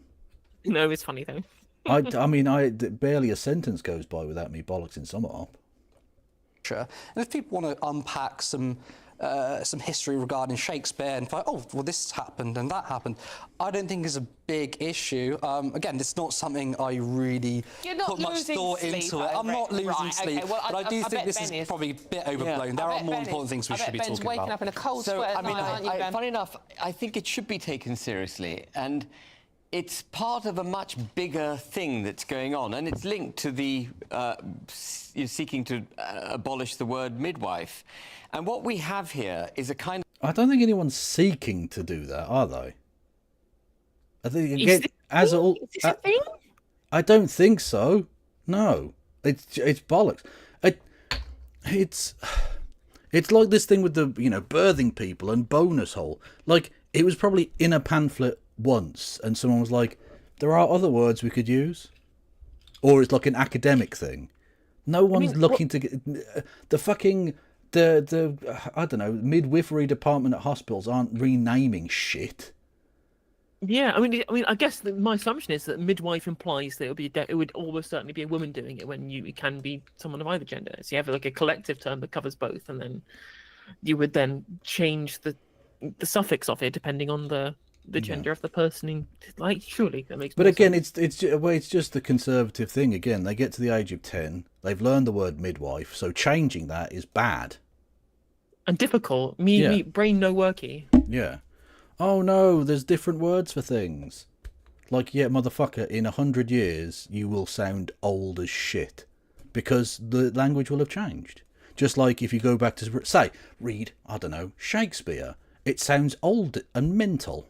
Lots of the words don't exist anymore. You have to have pages of notes to decipher the weird-ass old-school way of doing it, because English doesn't work that way anymore. Or if you go back to Beowulf, very little of it's passable in modern English. And that's fine. Words change. Get over yourself.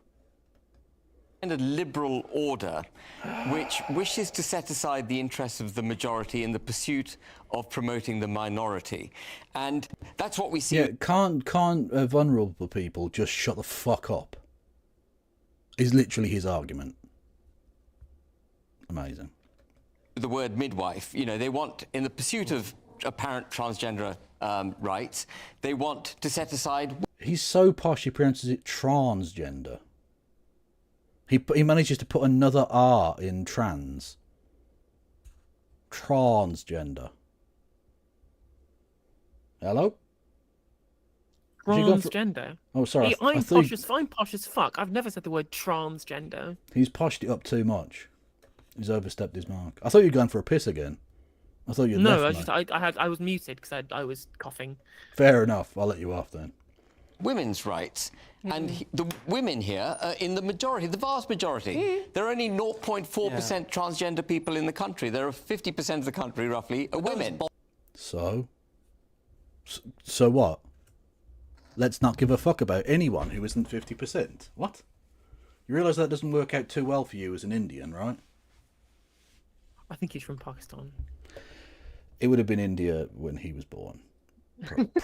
True. Probably. It's Karachi, I believe. Yeah. Okay, as a person of subcontinental origin. I thought he was Indian. Apologies. Yeah, that doesn't work out well for you because I mean, you're a true. minority as well. Benjamin is a very subcontinental name. It's true. Well, I Habib. But if you see B Habib, you think he was a middle order batsman for the Indian team in the late 60s. Definitely. Yeah. Abolishing the word midwife is very clear. So there's actually a quote which has been taken out of context. It says, the paper does not call for the eradication of the word midwife in a historical or nostalgic context. So I think yes, we it does. move on. I think people put their own spin on it. Let's get back to Shakespeare. So they're setting aside the interests of the majority there. And when it comes... So you've just disproved the point I was waffling on about. Let's get back to Shakespeare. Brilliant. Honestly, the intellectual curiosity from these people is non-existent. To rubbishing Shakespeare, rubbishing Winston Churchill, rubbishing Nelson. Hang on. Decolonising is not to rubbish any of this. It's to set it in a proper fucking context. It's fine. Like, ultimately, if you still want to put on a non-woke museum collection of Shakespeare, you go for it. No one's going to fucking stop you. Exactly. What the fuck? What? Not just that. I'm going to guess that none of the people who've ever worked at GB News have gone to this fucking museum. Or ever would. They don't care. Absolutely zero. Zero. They couldn't give two fucks about it. It's just a way to whinge yet again. Who abolished slavery. All our national heroes they seek to rubbish. And they do it also to set aside the interests of the majority. Because the majority of these people, of the people in this country, take their current contextual position from historical figures. And if they can rubbish the history of the United Kingdom, they can control the narrative and they can go on... It's you who does hagiography of people like Shakespeare and Churchill and Wilberforce and all of these fuckers, right? You're the one rubbishing history. When I say that Churchill killed 4 million people by starvation in West Bengal in the 1940s, that's true. That doesn't deny that he also did some good things as well. That doesn't deny his undoubtedly pivotal role in winning the Second World War. That you're the one rubbishing history by claiming if you criticise him, you're bad. Literally, like it's the idea of presenting something warts and all is totally alien to these people, right? Yeah. Like it's just, it is just, they're just doing rage bait content, yeah. It's fucking nonsense. Yep. On promoting the minorities against the majority. When we see an attack on... No, not against. You've added the word against. You can promote minority. Look, it's not a zero-sum game. It isn't a pie. Allowing any other viewpoint to exist and to flourish is not to say that you don't get to share yours. Winston Churchill, Shakespeare, we see decolonisation of the English language and so on. What we're actually seeing is an attack on our democracy. And it takes quite No, it isn't. What are you talking about? Oh God, this guy's a cunt. What are you talking about? How? In what possible way is it an attack on democracy? You saying what? I mean, I don't even know what he's saying. If you're saying that people can't decolonize because it offends you, surely you're the one attacking their democratic rights. Yeah, well, why should a charity be subject to like national democracy? What the fuck? Why? Why would a fucking charity? No, I don't know. Lot of joining of the dots to see it, but that's what's going on. So we need to take it By seriously. joining the dots, he means making shit up in my head and getting angry about it. We need this woke agenda of the promotion of minority rights over and above and to the detriment of the majority as a What are you talking about? Why are you talking like a white Nazi? Why? Why are you doing that? serious issue. You know Could what, I Ben? No, respond to you that? can't, unfortunately, because we're out of time, as usual. Yes, Well, he can't respond. What hilarious, yeah. No, you can't. Honestly, Ben Habib, I hope you get Minecraft prostate cancer. But only in Minecraft. Specifically and satirically in the video game Minecraft. And I hope the Minecraft doctors can help you.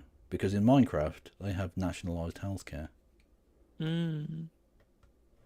People too obsessed with woke, though. No one cares. Right-wing issue. politicians And that always is it. went woke. People just want to pay their bills and stuff. And we the blow thing these is- stories up. This is a Daily Mail headline, which they've gone and searched for to try and create a St. culture Paul's, war. St. Paul's. A culture that no one would have thought about unless the Daily Mail went and gone and looked for it. Because I'm these journalists angry. don't care St. Paul's about Cathedral. ordinary working class people. So I don't even know why. Wow, you're angry. Middle class rich wine grandma is angry by the rage bait in the Daily Mail. Yeah, you are their target audience. Yes. People with fucking 3 brain cells. Yeah. We're discussing this. It's issue because very it's important. blown out of proportion. It's not This blown whole out of liberal world order is It's really very Okay, right. bananas. It's Ding, ding, bananas. seconds out. Okay, fine. Now, a spokesperson. I don't care. Shut up. Literally shut the fuck up. I don't want to hear from you ever again. Curtis did fucking well there. I like that. You did really well, yeah. He did. Good man. Good man, Curtis. God bless you. Anyway, from Curtis being awesome, should we do some award-winning journalism? Oh yes, I can feel how award-winning it is, even before it started. Well, indeed. Apparently she's coming to Gym Jams. Okay. What is that? Blimey. It's like, I don't know, it's like almost a kimono Gym Jam situation. Yeah, it's a look. It's definitely a look. Keir Starmer wants to show his mettle, shaving the benefits bill, shaking up the health service, and showing a united Europe can stand up for Ukraine. This Sunday morning, we're joined in the studio by one of Starmer's key lieutenants, Wes Streeting, and Laura Trott, the Shadow Education Secretary for the Tories, is here too. Because it's the second time you've What fucked chance up of already. peace in Ukraine? The president of Finland was at Keir Starmer's summit yesterday. I think the chances are abysmal. I don't think Putin wants a ceasefire. Putin doesn't want a peace. And the director of the explosive film that claimed Michael Jackson was an abuser is back with part 2 of the alleged victims. There were so many I think we know the bit we can skip past. times bodyguards that worked for Michael right outside of the door when abuse was going on. There was knowledge that there was something weird.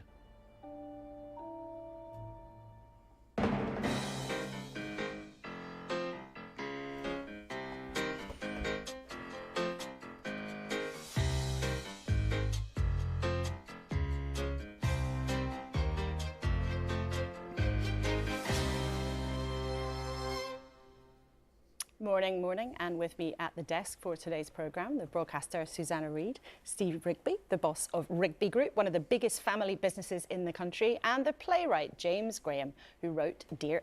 These are almost vaguely normal people. Yeah. There isn't like an egregious Tory or a fucking a YouTuber. or I mean, anything. there is a business bell end, but we can't have everything we want. Well, yeah, and it did say family business, so it's Business probably is not true. it's probably not BP or something, you know. No, that's right. It's true. It's not phones for you, motherfucker. True. But if you want us to be as rich as BP, what a fucking segue. You can do bits and subs and super chats and memberships and all of that sort of thing on the various platforms. Thank you, Rohack, for the 5 gifted. Thank you, Bree, for the 5 gifted. Thank you, Lord Fritas, for the 200 bits. Nice. England and the TV hit Sherwood, among other things. Let's start, as we always do, with the news. It's a bit of a mixed bag today. Both the Sunday Times and the Observer splash on suggestions that the government won't freeze some benefit payments after all. We've been reporting that here at the BBC too. The Sunday Telegraph says the Health Secretary's war on waste is only just beginning. We'll see what he has to say in a few minutes' time. The Independent on Sunday leads on the UK military's planning for a possible peace in Ukraine. And the Mirror has the story of a British grandmother on death row in Indonesia. And take a look at these pictures. 3, 2, 1. Ignition and liftoff. A space rescue. A new crew has arrived at the International Space Station to replace the 2 American astronauts who've been stranded there since June. Look how happy they are to see that happening. More of those amazing pictures a bit later in the programme.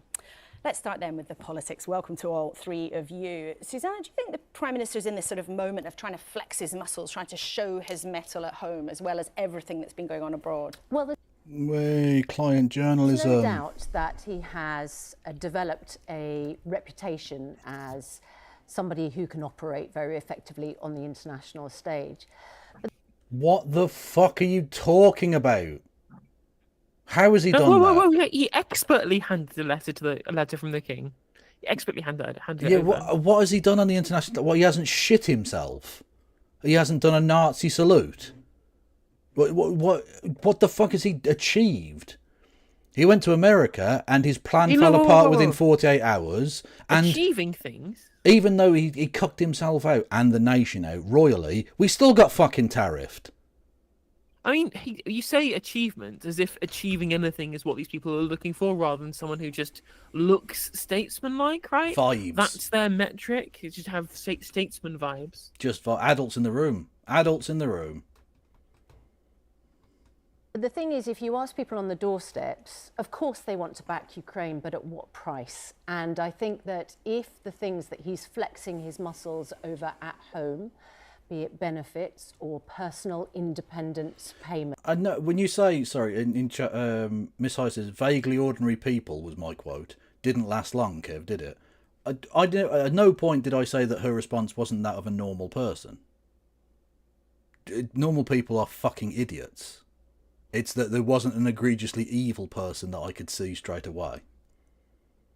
Like, usually you can see like an ex-Tory member or like a fucking someone in the House of Lords or a random turfoid or fucking Piers Morgan.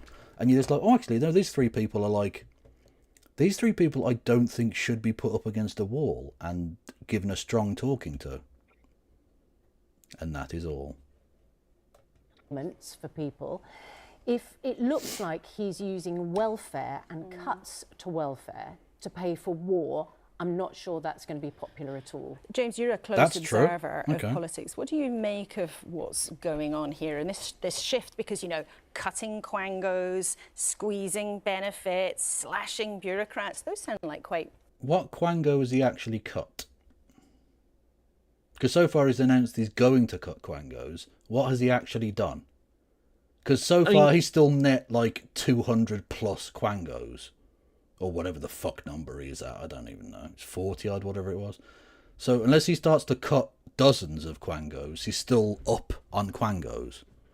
Well, exactly, you know, and that's the thing, as well as they sort of thought we need to start looking like we're doing things, and what they're not doing much anyway. Indeed. Tory habits, don't they? Well, I mean, I think it's interesting, isn't it? Sometimes in history, leaders have sometimes come with their project fully formed. Like if you think of Margaret Thatcher, she spoke very clearly about the radical government she wanted. That's a lie. That's actually just a fucking lie. The very first manifesto from 1979 said literally nothing about privatisation. Didn't mention it. Did not No, that's mention the true. word privatisation at all. It did talking about stopping the then Labour government's plans for increased nationalisation, but at no point did she ever mention privatisation. It was only once the Labour Party collapsed into a morass of shit during that decade, and then she went and did a Falklands War, that she went, I reckon we can sell everything. And then she did. So you're literally wrong, James Graham. I don't know who the fuck you are, but you are incorrect. And also, just in general, like, we should be expecting our politicians to have a fully formed idea of how they're going to govern. That's what a fucking manifesto is for. Yeah. Like it's some fucking novel quirk. Oh, this person seems to understand what they want to do. I prefer a fucking idiot who has no idea and is just going to kind of make shit up on the back of a fag packet. Brilliant. Which is basically what we have. Yeah.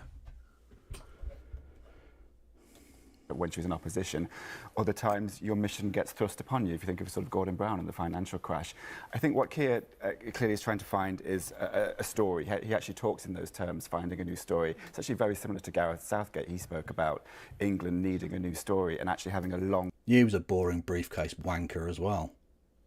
True. Term vision, rather than previously sort of a short-term plan to paint over the car and hope for some reason it gets over the line this time. I think there's zero appetite in the country for just tinkering around the edges anymore after a decade of feeling like things just aren't working in the country. So in terms of a long-term plan, he talks about a decade of national renewal. I think we can all agree that it does require that level of reforming, a reforming government, whether the particular. It's true, we did need a decade of national renewal, except it would be nice if they'd planned literally any idea of how they would achieve that, rather than just continually saying decade of national renewal over and over and over again. Yeah, and then just doing Toryism, but worse. Yeah. The detail he's offering is going to unite particularly the Labour Party is another matter. Well, that's a tricky question, isn't it? I mean, Steve, the government's clearly, we're going to hear more about this in the coming days, desperate to get more people into work. You employ thousands of people. What are the obstacles to make that happen, to get, for example, those million young people who are not in education and not in employment, to get them back into work? Why is it so tough? I think we've got to look at the education system as a starting point. So aspiration, attainment. I've just been to... Oh, God, he's a Midlander. Oh, no. So I apologise in advance. He's going to be an idiot. 3 schools actually on Friday, and I met some great young people, but in the same schools there'll also be people that are perhaps lost and don't have role models. So I think engaging the workforce in the business community is actually a really important thing for us to consider, and those links aren't particularly well formed today. And do you feel that the workforce that you've got as an employer is one that's fit for purpose? I do actually. We're really lucky. We've got 9,000 people, 4,500 in the UK. They're generally quite skilled people. We're lucky to employ some really fantastic people. OK, all 3 of you, great to have you with us. There'll be lots more from you through the rest of the show. Let's crack on then. A collision is coming, a government source told me, as Labour plans to slow down the spiralling of the benefits bill. Total health on spending and disability benefits for working age adults has grown from 28 billion all the way up there to see in 2030 it will be up at 76 billion pounds. Huge projections, so you can see from those numbers why the government might want to tackle the bill. But it's not necessarily going to be easy, Health Secretary, is it? As a Labour politician, did you get into politics in order to take money from some of the poorest and most vulnerable people in society? We don't want to take money from the poorest in society. We want to support people who are the poorest and most vulnerable to make sure they've got dignity, independence and great quality of life. And that's a lie. Straight away. I mean, we could have saved money from the health budget by not giving him cancer treatment. True. But also we could have saved it by not spending loads of money on private healthcare that can't actually reduce the waiting list. Yeah, but we should have done both of those things. You know, I'm in many respects a product of the welfare system and a product of what an effective state could be. You know what, you're right, let's get rid of it. Get rid of all welfare. If it produces fucking wankers like you, it needs to die. Simple. True. You've turned me. I'm now an ANCAP. I've decided all tax is theft, because if it stops Wes Streeting from occurring again. True. Who You needs cannot roads? guarantee, at no point can you guarantee that your tax won't be spent on creating Wes Streeting. Exactly. And who needs, like, roads, really, when you think about it? No one. When I was growing up, the welfare system put food in the fridge and money in the electric meter. We had a council house and a state education gave me every opportunity to be... Wow! Can anyone else nowadays, can they get a council house too? Is that even possible? Can they get welfare to put food on their plates? Is that something that we should be doing? No, don't be silly. That's woke. That's you're just being woke now or something. Communist. That's food Marxism. Now sat in front of you today as a government minister responsible for our NHS and social care services. So without that support from an active state, I wouldn't be here talking to you. So I get all of that. Shame. The challenge we've got, though, and it speaks to the point James was just making about the scale of the challenge in the country.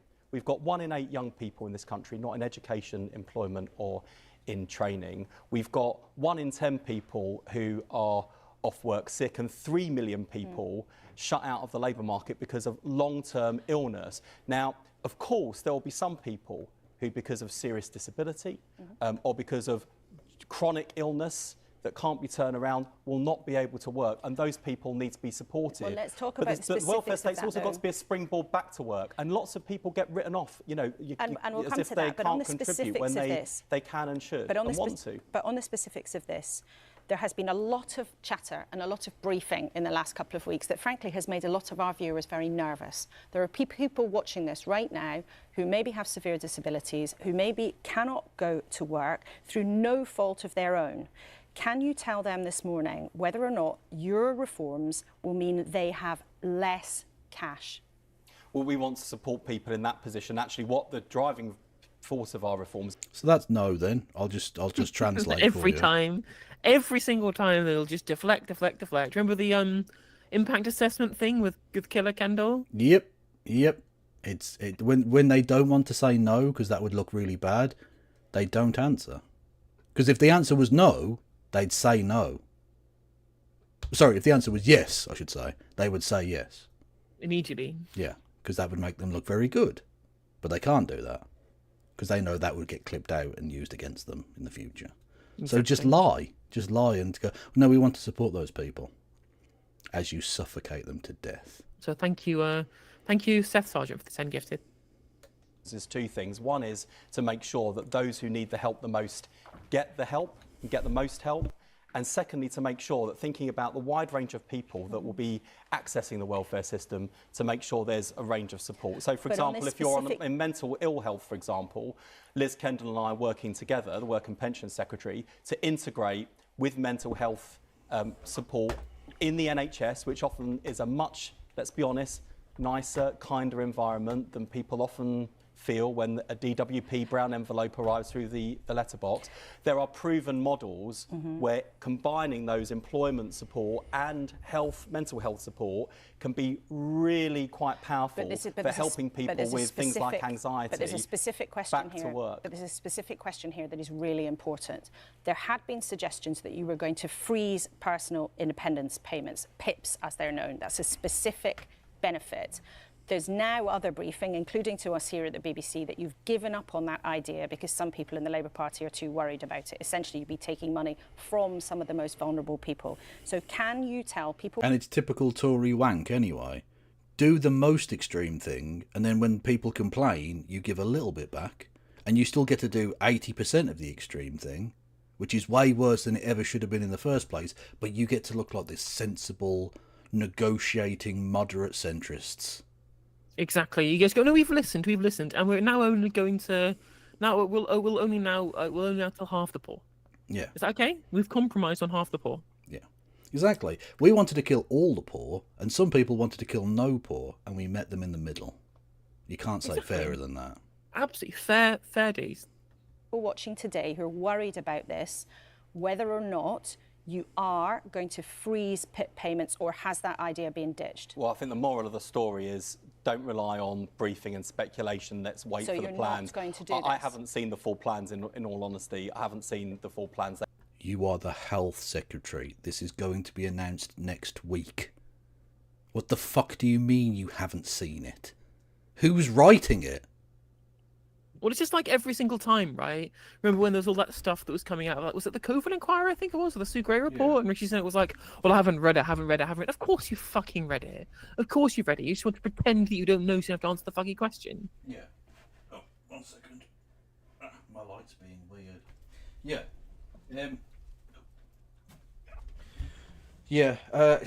He almost certainly has read it, but if he hasn't, that is a massive dereliction of duty, or indeed he is being kept from very vital information to do with his brief, in which case he should resign because the Prime Minister is literally frustrating his position. The DHSC. Yeah. They haven't come to Cabinet yet, but what I do know is that the Work and Pension Secretary wants to support people who need help the most, and we've got to make sure that there is a wider range of support and that everyone's playing their part, including me, because, you know, with those levels of illness, for example, if I can help people back to health, in many cases I'll be helping them back to work, and that's what we'll do. You could definitely help out a lot of people's mental health by redacted. Wes. I'm just saying you could. I'd certainly feel a lot better. Yeah, it's certainly a thing that you could do. We're not saying whether I'm not saying whether that's good or bad or not, but it's something that it's potential. That's a theoretical thing one could do, which is a possibility. But this is a really important specific point. Can you confirm that this is not going to happen? You are not going to freeze PIP payments?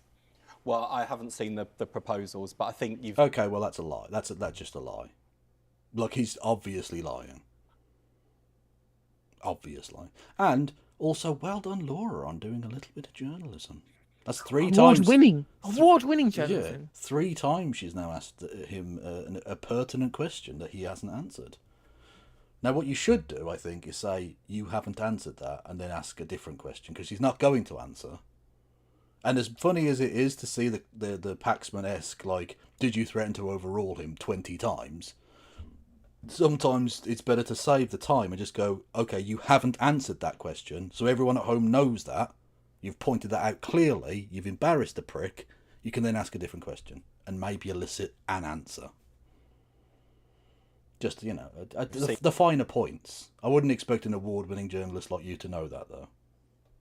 You've seen the briefing, you've seen the speculation. I think the moral of the story is wait for the plans, because of course we need to make sure we've got to make sure the welfare system is sustainable. There are 1,000 people signing on to PIP every single day. Those 3 million people who are shut out of the labour market because of long-term illness, I mean, that's a population the size of Greater Manchester. So you can see the scale of the problem. And it's a bit, as I've sort of, you know, talk a lot to Liz Kendall, is a good friend of mine, as I talk to her about the scale. Enough said. Anyone who would claim that fucking witch as a friend of theirs, it can only really be described as a lickspittle cunt. What an interesting turn of phrase. Yeah. Of the challenge she's facing in the welfare system and what you pointed to there, which is the long-term pressures and costs.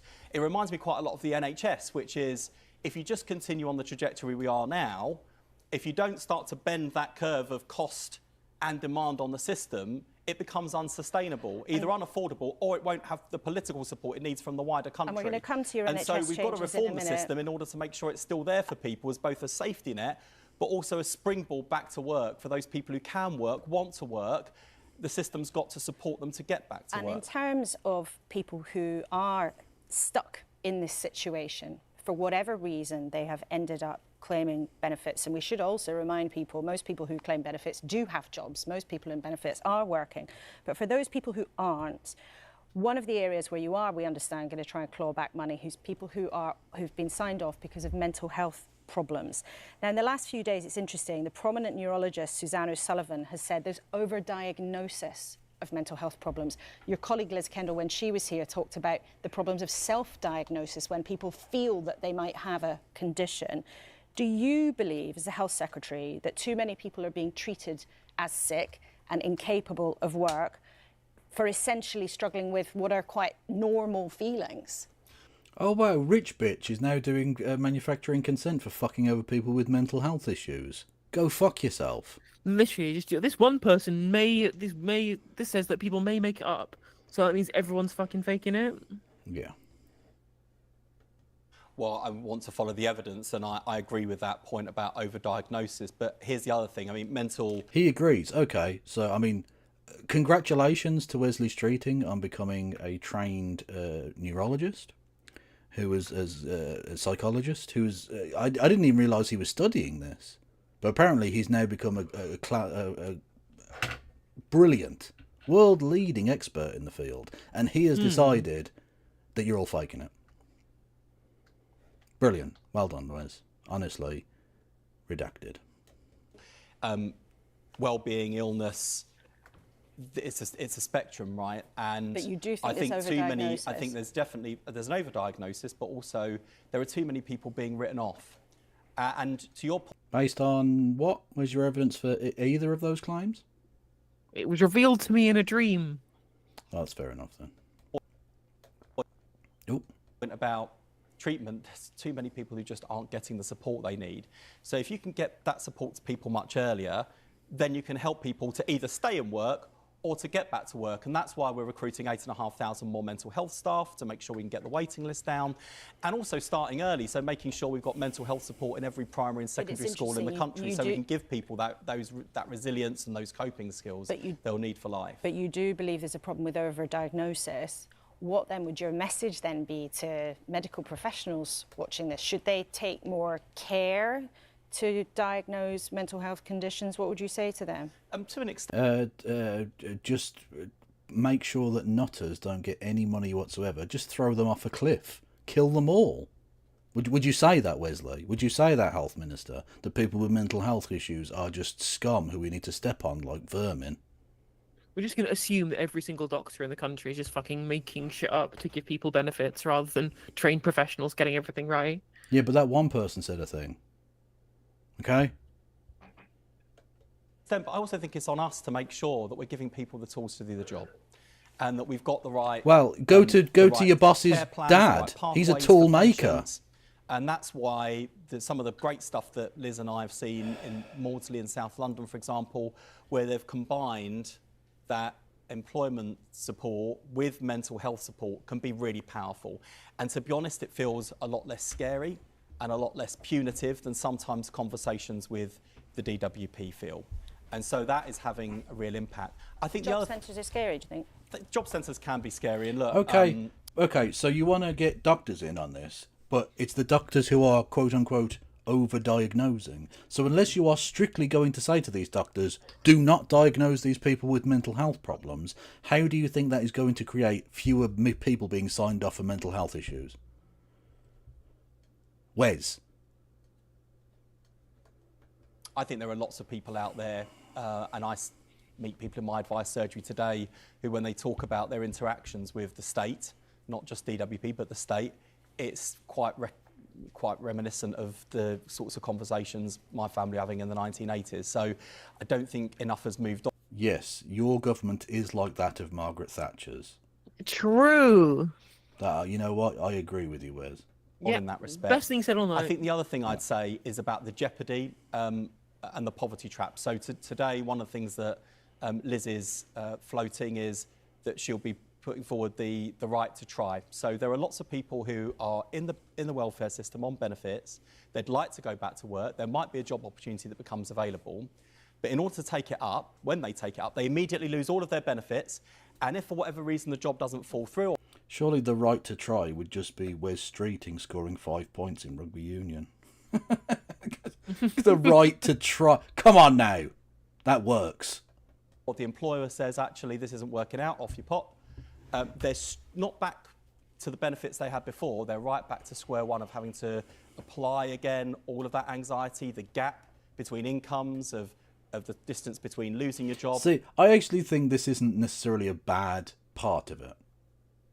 I agree this will probably, if it actually gets implemented the way he's describing, which again is a big if, but if it is, I think that probably is a good thing, because a lot of people are scared to go into work, because if they then don't work out, they then, like he says, go back to square one. You have to completely restart.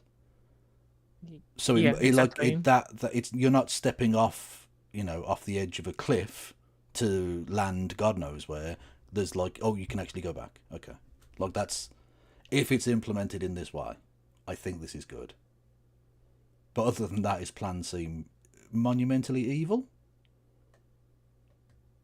So I don't trust him to implement getting the it. income support that you No, need. me neither. And so what Liz is creating is a right to try, where you have that security of knowing you take on a job. If it doesn't work out, you don't go back to square one. You go back to the support you had before, and then you can give something else a try. So we're trying, and that's why I think we've got to look at all the packaging around, because I know there's been a lot of focus on the financial savings, and that argument is important. The sustainability is important, but fundamentally, we're a Labour government. We're the party of work. We want to support people back to work, into work, and that means making sure they've got the right support. And Well, of we'll course, see for the those who plans in can't full on work, 'cause- Tuesday, I believe. Yeah, so and we'll for those see those. Notice he said we're the party of work, not the party of workers. The party of work. Technically, slave owners were employers. The I'll party just say of the that. Protestant. It's become the party of the Protestant work ethic now. Yeah. Who can't work, because whenever we talk about work, I know there are lots of people who start screaming at the telly, quite understandably saying, I'm so disabled I genuinely can't, and of course those people need support. And of course, those people will be taken care of by the Assisted Dying Act. So, because that's literally what he, I think, wants to do. Like, it's the Canadian thing, mate. If you're too poor, we've got a suicide booth. Exactly. There you go. Well, everyone's covered. I don't. Again, in theory, I support the idea of someone having the right to a peaceful exit rather than a horrific one. But I don't trust these ghoulish, evil monsters, these fucking reptile vermin, to implement it with any level of humanity. No, at least not Wes Streeting specifically, or Liz Kendall. Literally, Wes Streeting will have G4S suicide booths on every street corner. And no one would, I think, Well, in our we'll see how country many really people are disagree with screaming that. on the telly on Tuesday when Liz Kendall unveils the plans in full. Let's talk then about your shake-up of the NHS in England. I wonder if you remember this. I could be no more popular than announce the sacking of lots of managers, but that would not be the right thing to do. No, that was not so long ago. You fucking melt.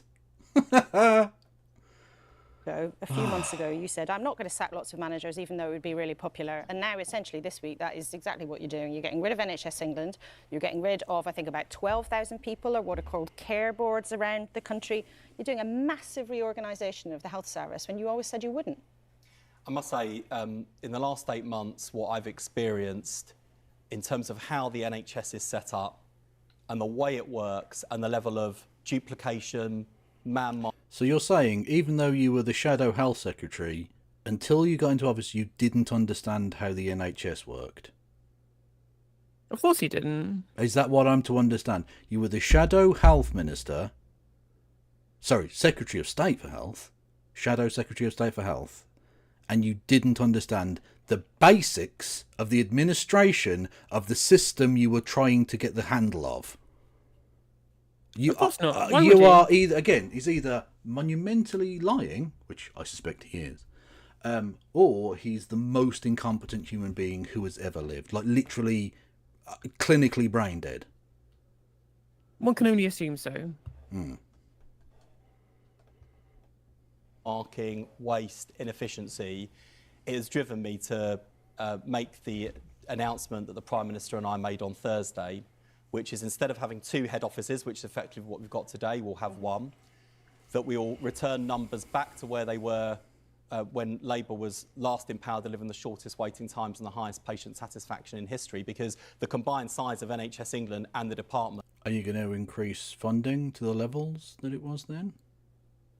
I mean, in terms of percentage of GDP, it is higher than it's been in quite a long time, but the capacity that it needs to have is higher because of an aging population, paying off PFI contracts and dealing with the backlog created from the pandemic, So we know they have to invest a lot more to get it to anything like the level it was in the early 2000s, when it Exactly. was literally the best healthcare service on earth. Exactly. Like you have all of the backlog to clear up, plus fixing all of the problems that were endemic to the NHS because of underfunding, so you've got to pay for it twice over. Apparently the sound is off on your Twitch channel. There's nothing I can do about it, unfortunately. What does that mean? What? Yeah, I can't do anything about that if the sound is off on Twitch. Oh, okay. It's just Twitch will do that sometimes. I can't. Otherwise, I'll have to end everything, and then the YouTube stream will go down. So you can come to YouTube if it's not working on Twitch, but okay. It's about double what it was, but we're not seeing the results. But the point here is you've said in the newspapers this morning that you're now looking at hundreds of other organisations in the NHS. There'll be people who work for the NHS around the country who think, well, hang on, is my job going to be up here? Which organisations are you going to get rid of next? Yeah, and let me just address that point, 'cause it's an important one. Although lots of people working in the NHS will agree that there are too many layers of bureaucracy, that the way in which the system works is often inefficient, and actually lots of frontline staff are the first to complain about the waste and inefficiency because they're working in it, they're experiencing it, and they care about it. They want to see that money put where it's needed. There are also lots of good people in my department and in NHS England. They're set up to fail. I'm going after the bureaucracy, not the people who work in it. And of course, I can't sugarcoat the fact that there will be a significant number of job losses. So how many and we will want to make sure we're treating people fairly, supporting them properly through that process. And I'm not criticising them, but I've got to make sure the system is well set up, because I'm presiding over an NHS at the moment where ambulances don't arrive on time, where people can't get a GP appointment when they need one, when NHS dentistry barely exists in parts of the country. These are big, fundamental problems. And what have you done to actually positively change that? Like, you've invested some money, okay, but like, what have you done anything about dentistry at all? I don't think I've heard anything about dentistry from this motherfucker. literally nothing about dentistry.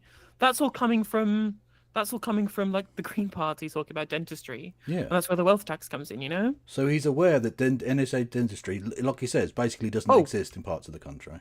Excuse me, sorry. Forgive me for I have sinned. They're absolutely doing something about dentistry. They're doing supervised toothbrushing, Kevin. Oh, that's okay then. That's fine.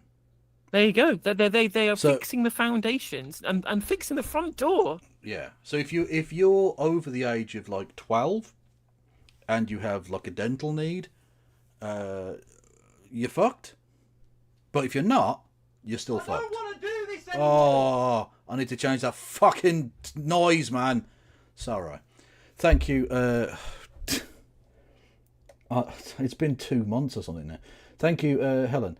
No, thank you, Rachel. Would Kev or Helen have Sandy Lovass left of the box on to talk about the MAID program in Canada or the upcoming Canadian election? I'd be more than happy to talk with any motherfucker, but I don't know who that person is. But if you get me in touch with them, I'll be happy to. Yeah, likewise. Because I can't wait for Marx Carney. That's what they're calling him, the rightoids. The most right-wing liberal Prime Minister since Chrétien. Literally the former head of the Bank of Canada and the Bank of England. Yeah. Yeah. Appointed by George fucking Osborne. Or why not just shorten his name down to Satan? Because I think that is how you think of him. And to be honest, you're not wrong. You're not incorrect on that. Nope, I am not. I'm absolutely correct. Yeah. Problems. And we've got to make sure that every penny is put in the right place, that the system is geared up to set people to succeed, and we've got to eliminate this idea that the NHS can be commanded and controlled from nationally on everything. Controlled? To give far more resource, power, and control to the front line. But you, as the Health Secretary, are taking on more power. You are. Yeah, I think it's bad that we have a top-down governmental approach, which is why I'm taking NHS England into my direct control from Westminster. Literally. They say, they have more devolution by bringing it back directly under the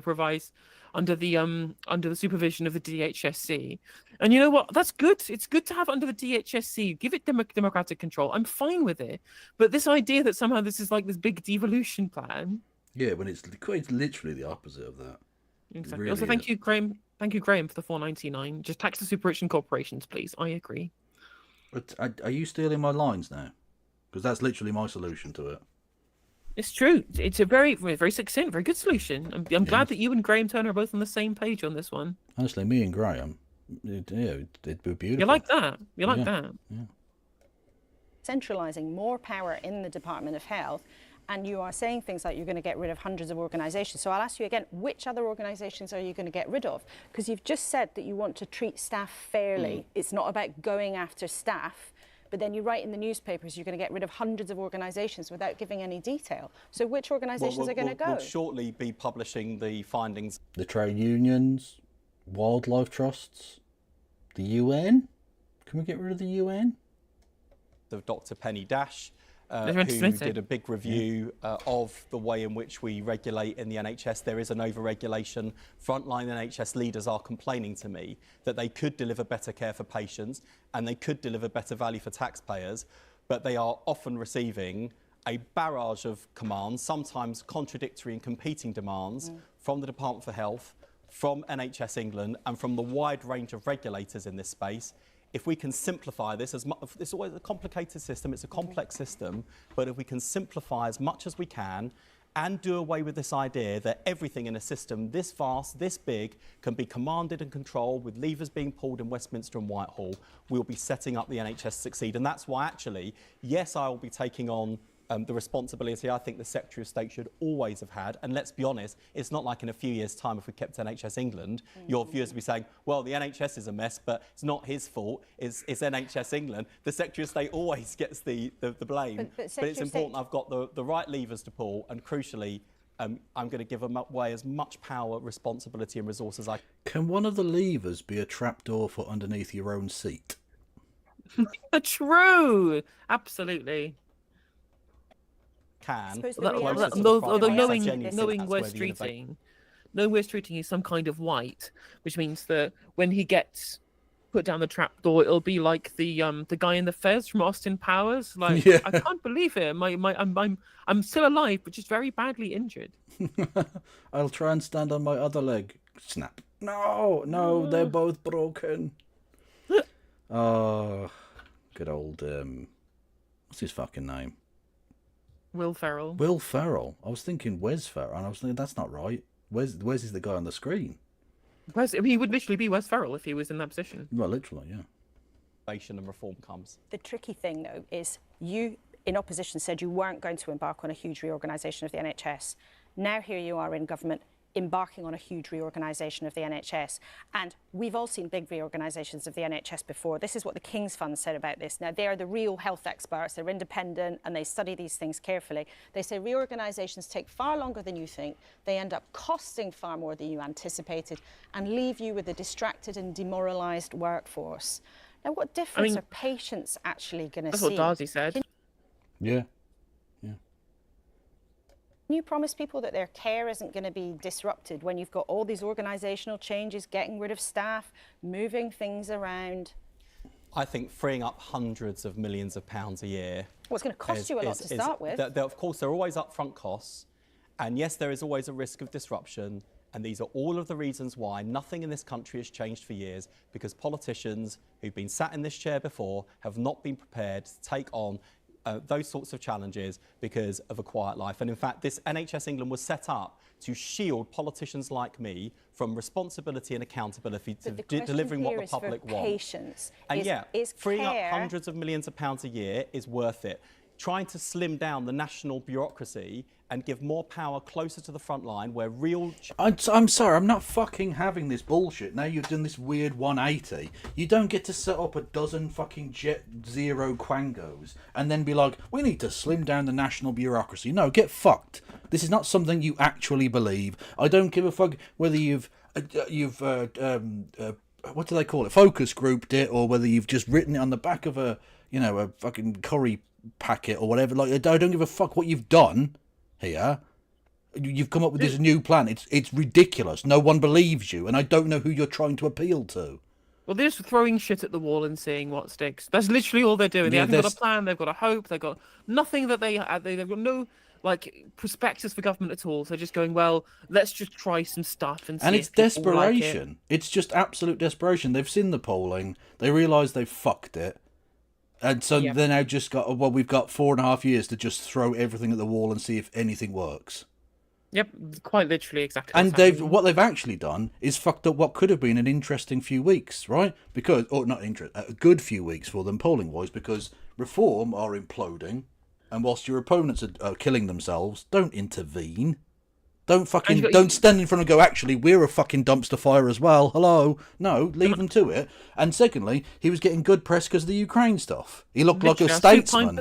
A supine and pathetic press were falling over Keir Starmer. Yeah, the client journalist. Literally, James O'Brien wanking himself silly about the leader of the free world. Get fucked, mate. Right? It's embarrassing. But either way, he was getting a little bump. There was a little bump in his personal favourability ratings in the Labour Party polling. And instead he's gone, you know what we should do? We should take any amount of goodwill we had and fuck that up the wall by saying, oh, let's beat the disabled to death with a fucking wrench. Change happens where real services are provided and real change is delivered. That is the prize worth having. Otherwise, I wouldn't have done it. As your quotes show, I didn't come into this job thinking what I really want to do is a big top-down reorganisation. In fact, I came in No, you came in wanting to privatise it and you haven't got a fucking clue what you're doing. No, that's what actually is, yeah.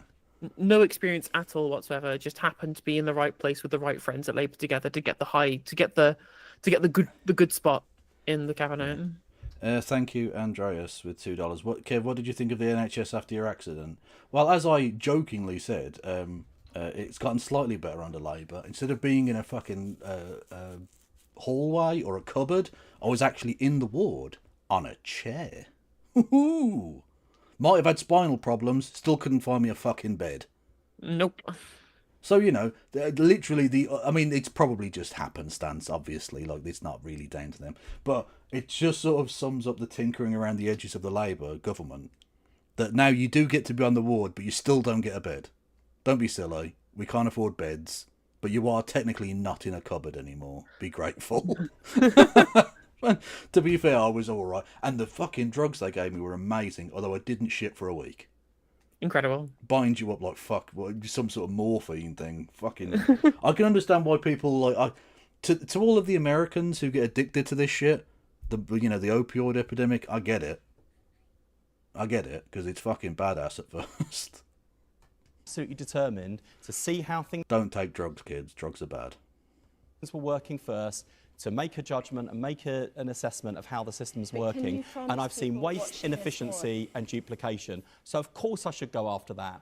And of course we should make the system run as effectively and as efficiently as we could. Because look at the state of it. Can you promise people that what you've essentially said this morning, you are now doing a huge reorganisation, can you promise people that the care they receive won't be disrupted? No, because obviously he can't. Organisations of the NHS before and things being moved around, there has been an impact on care. You used to criticise that yourself. Yeah, I can make sure, and I will deliver the improvements month on month, year on year. Just don't answer. Just pretend you were asked a different question. Because she said a very specific thing about the disruption to the NHS, and you're like, oh, I'm going to deliver on the plans and stuff and that. That's not what you were asked.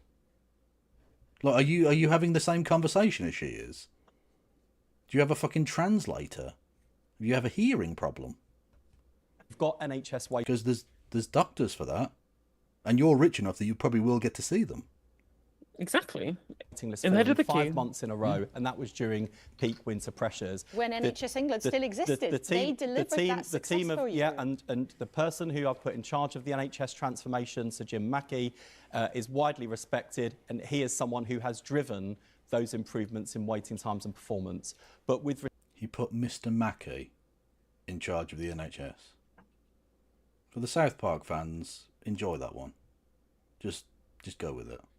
Respect to all of the people in NHS England and in my department who are dedicated public servants, good at what they do. They are working in a setup which I think people, including the people who work in it, would recognise is not efficient, does involve duplication, isn't supporting the system well enough, and that is why, notwithstanding lots of care and sympathy for the people whose jobs are affected, actually on the front line of the NHS, there are lots of people saying, about time someone took this on, because they can see that there is this mountain of accountability.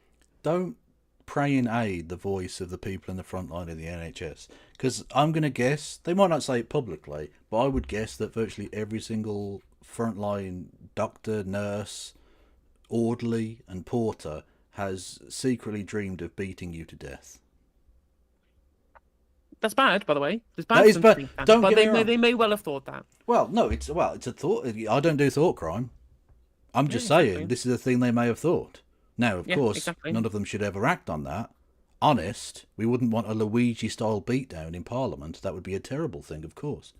Exactly. But I'm just saying that lots of people don't like you, Wes. So don't pretend like the people on the front line are secretly really, they love me and they think I'm doing a fantastic job. No, they think you're a wanker because you're a wanker. They have successfully diagnosed you as being a wanker. And while I may now sit at the peak of that mountain of accountability as Secretary of State, Mountain of accountability. When people say there's too much, We're climbing the mountain of accountability, everyone. Because the ship is ship shape, and the reason Keir Starmer took the vessel and made it ship shape. He's now at the top of the mast of accountability on the ship-shaped ship. top-down command and control, when people say there's too much waste, not only do I recognise that criticism from the environment I work in, I agree with it, and I'm going to do something about it. Okay, well, it'll be fascinating to see how it proceeds in the coming months. Let's just lastly have a brief word about Ukraine. Keir Starmer gathered European leaders together yesterday, again, talking about his coalition of the willing. How the fuck would this guy doesn't know what's happening here? How the fuck do you think he knows anything about Ukraine? God knows. What about the government's policy on Ukraine? I haven't seen it. I don't know what's going on. I only attend fucking cabinet. I don't know anything. And he said something I think a lot of people might have been intrigued by. He said we're moving to an operational phase. Can you tell our viewers what that actually means in real... I'm going to answer before he answers this time. No. Wow. No, he okay. can't tell you that. Touché. terms? Does it mean that the UK is now preparing its troops, our military, to go to be part of a peacekeeping situation in Ukraine? What does it mean? Yeah, I think there are two things going on. One is winning the peace, and the second is planning to secure the peace. So peace hasn't been negotiated and won yet, obviously. I rest my case. I'm clairvoyant. I can see into the future. Absolutely. I looked into my crystal ball and I knew that this wanker wasn't going to know what the fuck he was talking about. So he's now just jibber-jabbering. We've got to secure the peace. The fuck does that mean? What? That's even more opaque than operational status. What the fuck do you mean, secure the peace? What, a piece of fucking bread? What? We heard from President Zelensky and President Trump a willingness to reach an agreement with Russia. The ball is now in Russia's court on the peace, and I dare say this will be a fast-moving situation in the coming days. But you also need to make sure, particularly given the kind of tyrant we're up against, bearing in mind Putin started this war, he is occupying a sovereign country. There was no justification for this whatsoever, and we know this is a guy who pushes the boundaries in every way. So you've got to make sure that if you reach a peace agreement, that it can be secured. And that's what the Prime Minister has been working with international allies to do, to make sure we are all ready to play our part, to make sure that Ukraine has not just its democracy, its sovereignty, its freedom and independence, but it has its security as well. And that's what the Prime Minister is working on. And we'll be hearing from... Literally nothing of any substance was said during all of that. He just explained and saying, there's a war and we're trying to negotiate. Brilliant. Yeah, just waffle. Useless, pathetic human being. One of the allies involved in those conversations a bit later in the programme, but Secretary of State for Health, Wes Streeting, thanks very much for being with us this morning. Always good to have you. Thank you. Thank you very much indeed. By the way, remember, I'm we want to know what absolutely you think. shattered. As ever, you can I've been email up us, for- Queensberg at... I've been up for 21 hours now, so I'm very tired and I want to go to bed. I go probably might for it. continue the rest of this tomorrow. Are you continuing? Yeah, I think I will actually, yeah. No worries. I will raid my folks into you. Good. No worries. Yes, everyone, thank you very much for tuning in. Take care, stay safe, and free Palestine. I will leave you in the capable hands of Kevin Logan, who you are currently enjoying the stream with. Make sure when you raid over there on YouTube and Twitch, you follow and subscribe. Yeah, well, indeed so. And everyone go and follow No Justice MTJ. Take care. See you later. Bye. Bye. Well, there we go. How are we, chat? Get to fuck, Nick, I'm not playing with all these mutants. Hello there. Get to fuck. Hello there, everybody. Welcome in from the raid arenas on both of the channel arenas. hit the follow button. Yeah, hit the follow. Just hit the follow button and subscribe and all that bollocks. Hello, you know who I am. bbc.co.uk, or if you're social media inclined, you can use the hashtag BBC Laura Kay, and the WhatsApp number is up there. She on still the hasn't screen learned that for fucking you WhatsApp too. number. Well then, Steve, what did you make of what you had to hear? I mean, Wes Streeting seems to be a real convert to this idea of reorganising the NHS, doesn't he? I like some of it, if I'm honest with you. I like. Yeah, he's become a convert since he was told that's what the policy was. That's it. That's literally it, though. Yeah. Change. The country is stuck, and we're stuck in an environment where we have a nanny state, if we're being honest. The expectation of people Oh, no, so I was wrong. There was a wanker on the panel. Cool. was probably too great in relation to the revenue we can generate. So some change has to happen. And some of that change will come through reform. And this is a start. It's got a long Does way he mean to the go. Reform We shouldn't Party? lose sight, Laura. This is the biggest organisation in the UK. 1.5 million people, 180 billion of revenue. It's a gargantuan organisation. So I think change is required. It needs digitisation, technology needs to come through. But they're starting, and as you said this morning, they're doing something that perhaps politicians have avoided doing. So it's the start of a journey. There's lots to achieve, but personally, I welcome it. Susanna, what did you think of what you had to say? That was fucking awful. What a wanker. Thank you to Andy Carter like a baby otter. with 5 gifted memberships. Much love to you. Much love. Say. I think it's very interesting. We on Good Morning Britain have been inundated with Had to get an advert in for the ITV show. Cheeky mare. concern from viewers about the welfare cuts. changes, yeah. And Wes Streeting, the Health Secretary, says, well, don't get upset about all of the sources and briefing and all of that sort of, stuff that you've been hearing in the run-up to the Green Paper. Things that have been briefed by people inside the government often. But given the opportunity to knock down people's concerns, he didn't.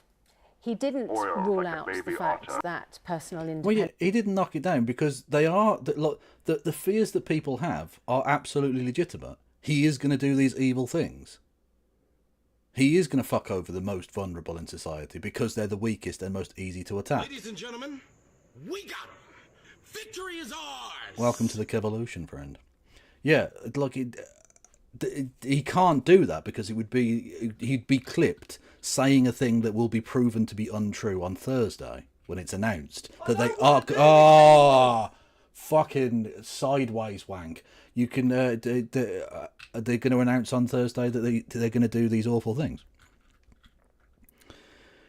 Oh, thank you, Carl Brown. Hope you're well, Kev. I was before you gave me a heart attack. Thank you. Actually, I don't know why I'm blaming you. I should have gotten rid of it ages ago. It's entirely my own fault. I've got no one else to blame. Independence payment will be frozen or cut. He did say that those with the most severe disabilities will still be supported. But yeah, but that's a lie. We know that's a lie. Explain that, we had a charity talking to us on the programme this week which say if you have a disability, it can cost an extra £1,000 a month simply to live your life. And so the anxiety that has been triggered by all of those sources and briefings has been enormous. And people forget, right? This is the thing, actually. This is a point I make about the American healthcare system as well. We know that anxiety and stress are 2 hugely compounding factors for health, right? So it doesn't matter what illness you have, what injury you sustain, stress and anxiety make that worse. It makes the injury itself worse, or the illness itself worse, and it makes your recovery time / recovery at all less likely or longer. And so in the American healthcare setting, it's, the fact that you're worrying about, like, even just the people, there's literally people who will be impaled by, like, a metal spike. And rather than ringing an ambulance because an ambulance would cost them too much, they will drive themselves to hospital in extraordinary amounts of pain in phenomenally dangerous ways. Right? And so we know that's the stress of the financial bankruptcy that a lot of people are going to suffer because of unavoidable illness. makes their illness way worse and makes the society way more ill as a result. And this is going to be the same fucking thing. The stress that these announcements are going to cause, and then the extra stress on top of them being actually fucked over when it gets implemented, is going to make the healthcare outcomes of the people that are being fucked over way worse. And what they're doing is essentially what the Tories were doing, which was, let's hope they all just commit suicide or die quietly. Let's hope there aren't too many stories of people literally starving to death. Because this government is just the Tory government with red rosettes. Fucking evil. Monstrous evil. People with terminal cancer wondering if their PIP payment's going to be frozen or cut. You know, people with cerebral palsy, people with bipolar, people with chronic mental health conditions. And I think the government, a Labour government, he pointed out it's a Labour government, should come out and say, these are the people who do not need to worry. James, do you think the government is taking a risk with all of this here? I do, yeah. I mean, I think obviously most people can't necessarily always identify or articulate organisational structures or delivery mechanisms. It's not the sexy side of politics. I don't think I'm going to be writing, you know, write a play about integrated care boards. Public sector reform, the musical, anytime soon. But obviously, what they do feel, as you spoke about, patients do feel the outcomes of that. And I, like Steve said, I admire people asking bigger philosophical questions about, yes, it's going to take about 2 years to do this organisational restructure, but I would rather those conversations happen now rather than short-term answers to long-term problems. It's interesting that you mentioned before Gareth Southgate's leadership, and of course you wrote the play about that, Dear England, which is now going on a nationwide tour, I think, and then coming to TV soon. But I know that, you know, you said Keir Starmer took an interest in that. Do you think that he's changing as a leader? Ladies and gentlemen, I wouldn't presume. Oh yeah, no, this guy's absolutely a melter. Yeah, no, 100%. I don't know him, but everything he said so far has been melty as fuck. To know, but I do think I know that he actually saw the play, and I know that he's always been a Southgate curious person in terms of how somebody did sort of change the fundamentals of an organisation, and not just in terms of its immediate performance, but, you know, famously what Gareth Southgate did was look at the culture and the mindset and the environment of a place, and those things, again, as we just said, those aren't... And created the single most boring football team that has ever existed. Don't get me wrong, a much more successful one than England have had for a very long time. But still the most vapidly briefcase football you've ever seen. I genuinely, it makes me shiver. I wake up in cold sweats thinking of watching fucking back and across, watching fucking Harry Maguire pass it to another centre-half, who passes it to his full-back, who passes it back for an hour and a half. Plus sometimes injury time and penalties. Genuinely, I've had kicks to the bollocks that were less painful than that. But technically he did get us to a couple of finals, so, you know, like, that's cool. Immediately eye-catching, sexy stuff, but it does, in the long term, create something of a more fundamental shift. But are football managers good role models, do you think, Steve? Have you looked at a football manager and thought, it's a mixed bag, I would say, out there. But do you have faith in what the government's doing? I think they're in the early days. I'm pleased the last few weeks have been a lot better. We've had some pretty bumpy weeks, I have to say, since they came into power. And it feels finally in the last few weeks that there is some traction. And big announcements at the start of that. So, you know, I welcome the change, but we're talking about going from 2 million people on PIPs to 4.3 million. So, again, the capitalist wanker likes your plan. You're not the Labour Party. During the next 5 years. Like, they under the fucking Trades Descriptions Act, they should be forced to change their name, because they're not a party of Labour. In any fucking way whatsoever. You need to change your name to the fucking Meltoid Centre-Right Party or whatever. Yes. We just have to be realistic. Is this sustainable? Have we got the right mechanisms in place? It isn't a case of not supporting somebody. It's a case of finding the right way to support them. And that's the difficulty, though, isn't it, Susanna? The governments, successive governments have said they want to try and tackle... The Italian people found a very fun way. Oh, shit, I forgot that was even still going. No, I don't want to stay in the fucking call, because the call's over, and it's been over for a long time. Yes. What was it? I was going to do a Mussolini joke. Yeah, the Italian people found a very funny way of supporting Mussolini at the very end. By the ankles. Get your 707s in chat. Always good.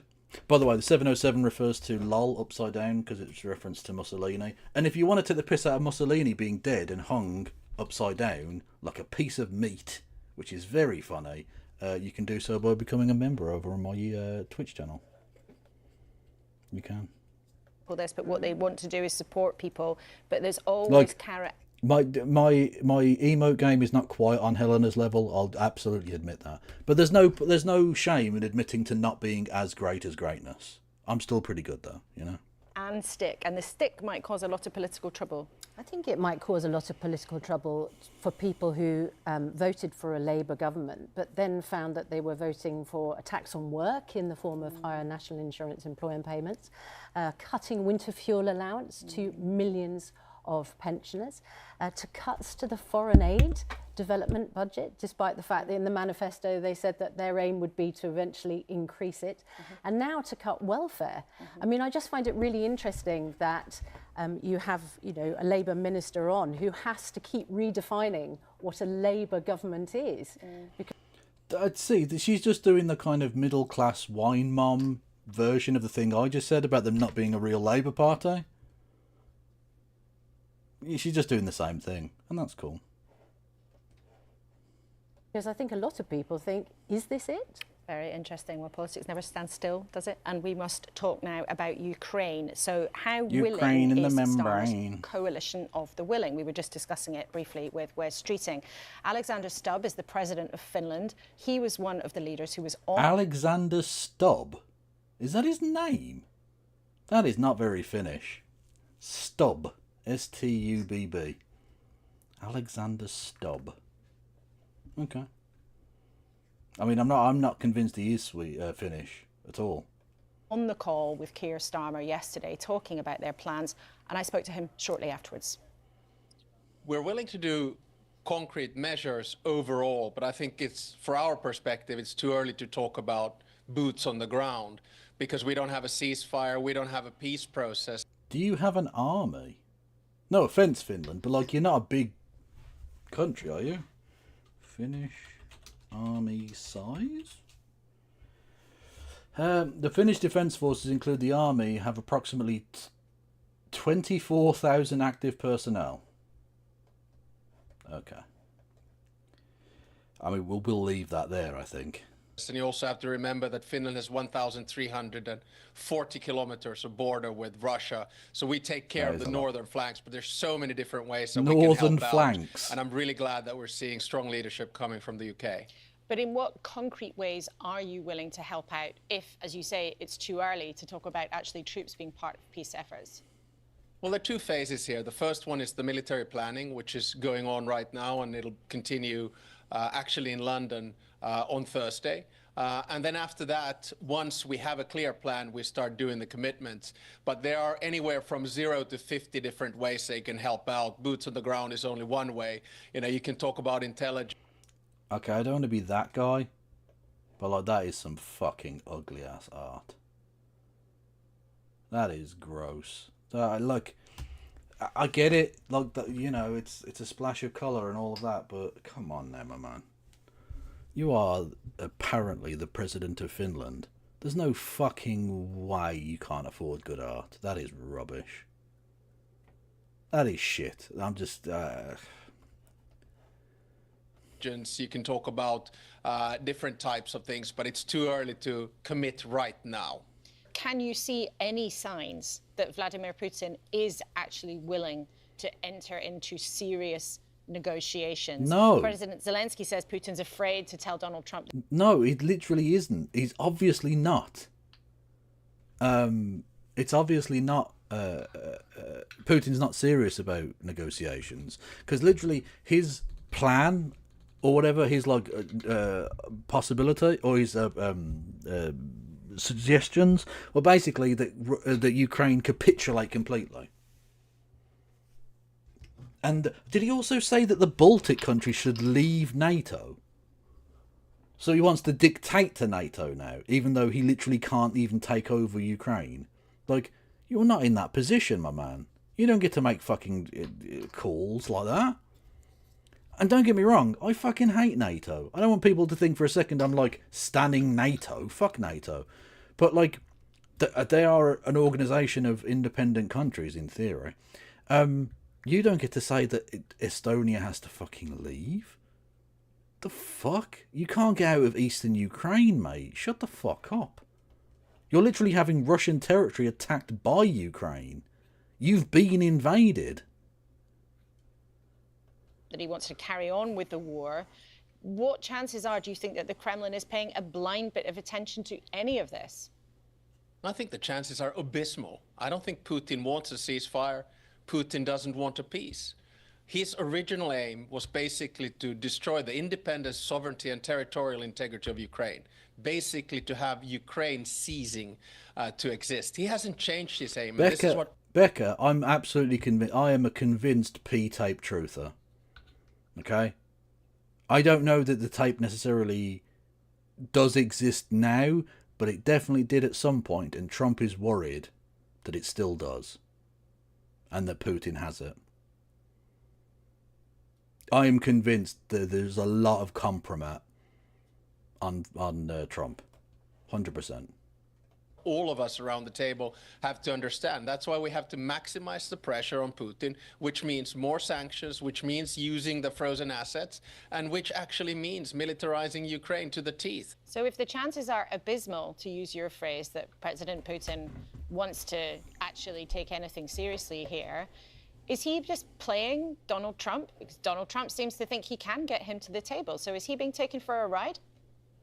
Don't underestimate the capacity of the President of the United States, Donald Trump, to negotiate a deal. I'm sure many things will Mate, you don't need to suck his dick that fucking hard.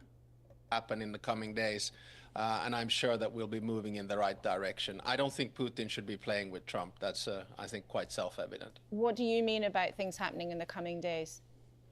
Well, I think there's a lot of shuttle diplomacy going on, a lot of phone calls, a lot of aims to move things forward. We need to start seeing some activity coming from Russia pretty soon. Otherwise, I'm sure that President Trump will stamp his foot down. And what might President Trump stamping his foot look like? I think you have to ask the President of the United States that. I think one of the good things in these negotiations that he's genuinely trying to find peace. He has said You are a fucking bullshitter. so many times that he wants to stop the killing. And I can tell you as a Finn, Oh, well, if he said it, it must be true. Oh, I'm convinced now. in World War II, which for us was the Winter War and the War of Continuation, we fought the Soviets for about 1,000... Okay. I'm just going to put this out there. Maybe don't pray in aid the bit where you were fighting with the Nazis. You were literally fighting with the Nazis. I'm just...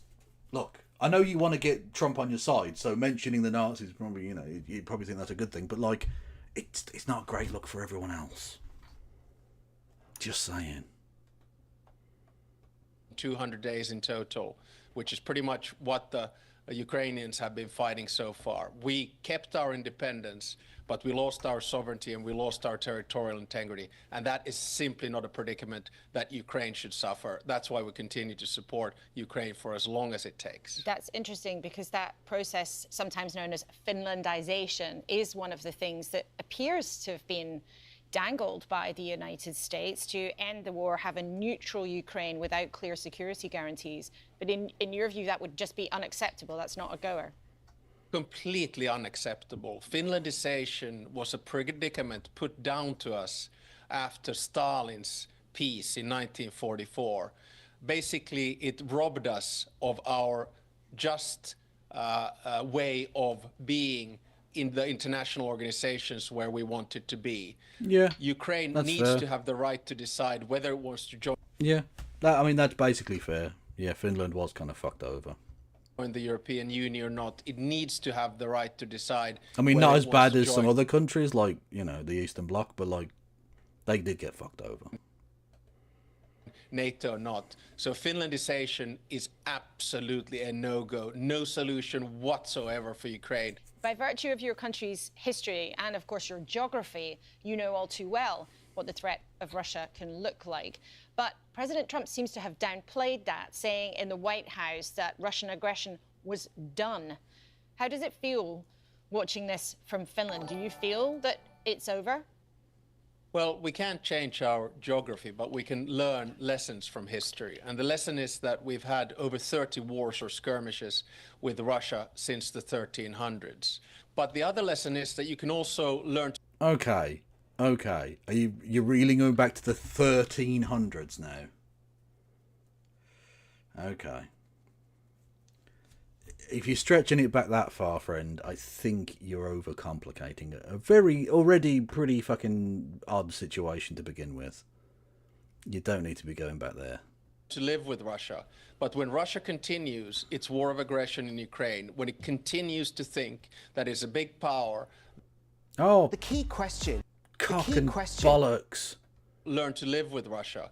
But when Russia continues its war of aggression in Ukraine, when it continues to think that it's a big power that can have spheres of interest in Europe, then all of us are in trouble. And the only thing that Russia understands is power. Mr. President, thank you very much indeed for joining us. My pleasure. That was kind of dumb. It's very meaningful always to hear directly from countries who are much closer geographically to Russia than we are. But Steve, Like, you know, I hate that they have to suck up to Trump. It's so embarrassing. It's so embarrassing. And they know it's embarrassing, right?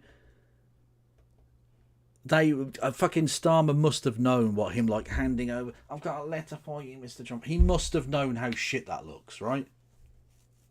Inwardly, they must just be dying when they have to say dumb shit like, oh, Donald Trump knows what he's doing. He's fighting for peace, when they know it's a lie. running a big business, the government recently has made a lot of making the connection between what happens with Ukraine to what's happening here. But for you as a businessman, what's the connection? I think the first thing I'd say is that from a That's negotiation weird, stance point of 255. view, we've got Trump in a hurry and we've got Putin who's not in a hurry. I think setting a more realistic timescale for peace is required. Is Putin as bad as Genghis Khan? Didn't Genghis Khan take over like a fifth of the world's land surface or something? Putin can't take over a fifth of Ukraine. If we don't, unfortunately, that loses Ukraine. So I think that sort of business experience and negotiation tells me you can't have two parties, especially because the vested interests are different, not being aligned. So I think we have to set a more realistic goal. Once we get through it, and let's hope for the people of Ukraine that we do, I think we could see an economic bounce. You know, we'll see a reduction in energy prices, more confidence around the world, clearly a rebuilding of Ukraine and the opportunity that brings, a rearmament, and not everyone agrees with that, but a rearmament of Europe. That will change the economy It too. will change the economy. So yeah, this is a really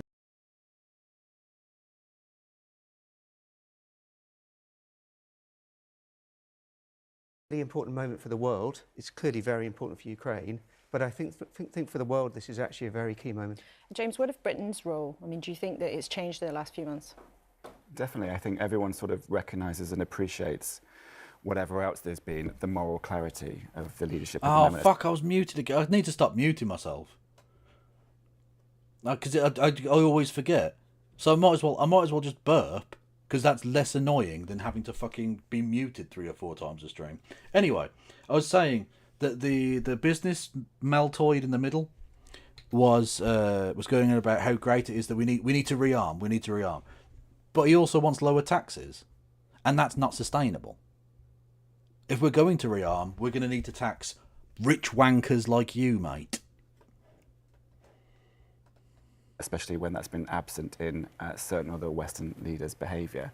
And it's obviously a tricky line to balance when you need partners across the world and trade agreements and things, but I think, I mean, I've never personally been able to watch the entirety of that clip of Zelensky and Vance and Trump. I find it like impossibly upsetting, the bullying that went God, you're a melter. I mean, you really are, mate. on there, and also the very, very chilling Orwellian rewriting of basic fundamentals, who started what when, you know, in dramatic terms, like confusing the good guys with the bad guys. It is a very worrying moment. I think people will always therefore be grateful for the reasserting of our traditional values when they come, and hopefully it will, as Steve says, it will work out for the people of Ukraine. Susanna, you mentioned briefly though in our opening Pointless conversation human that being.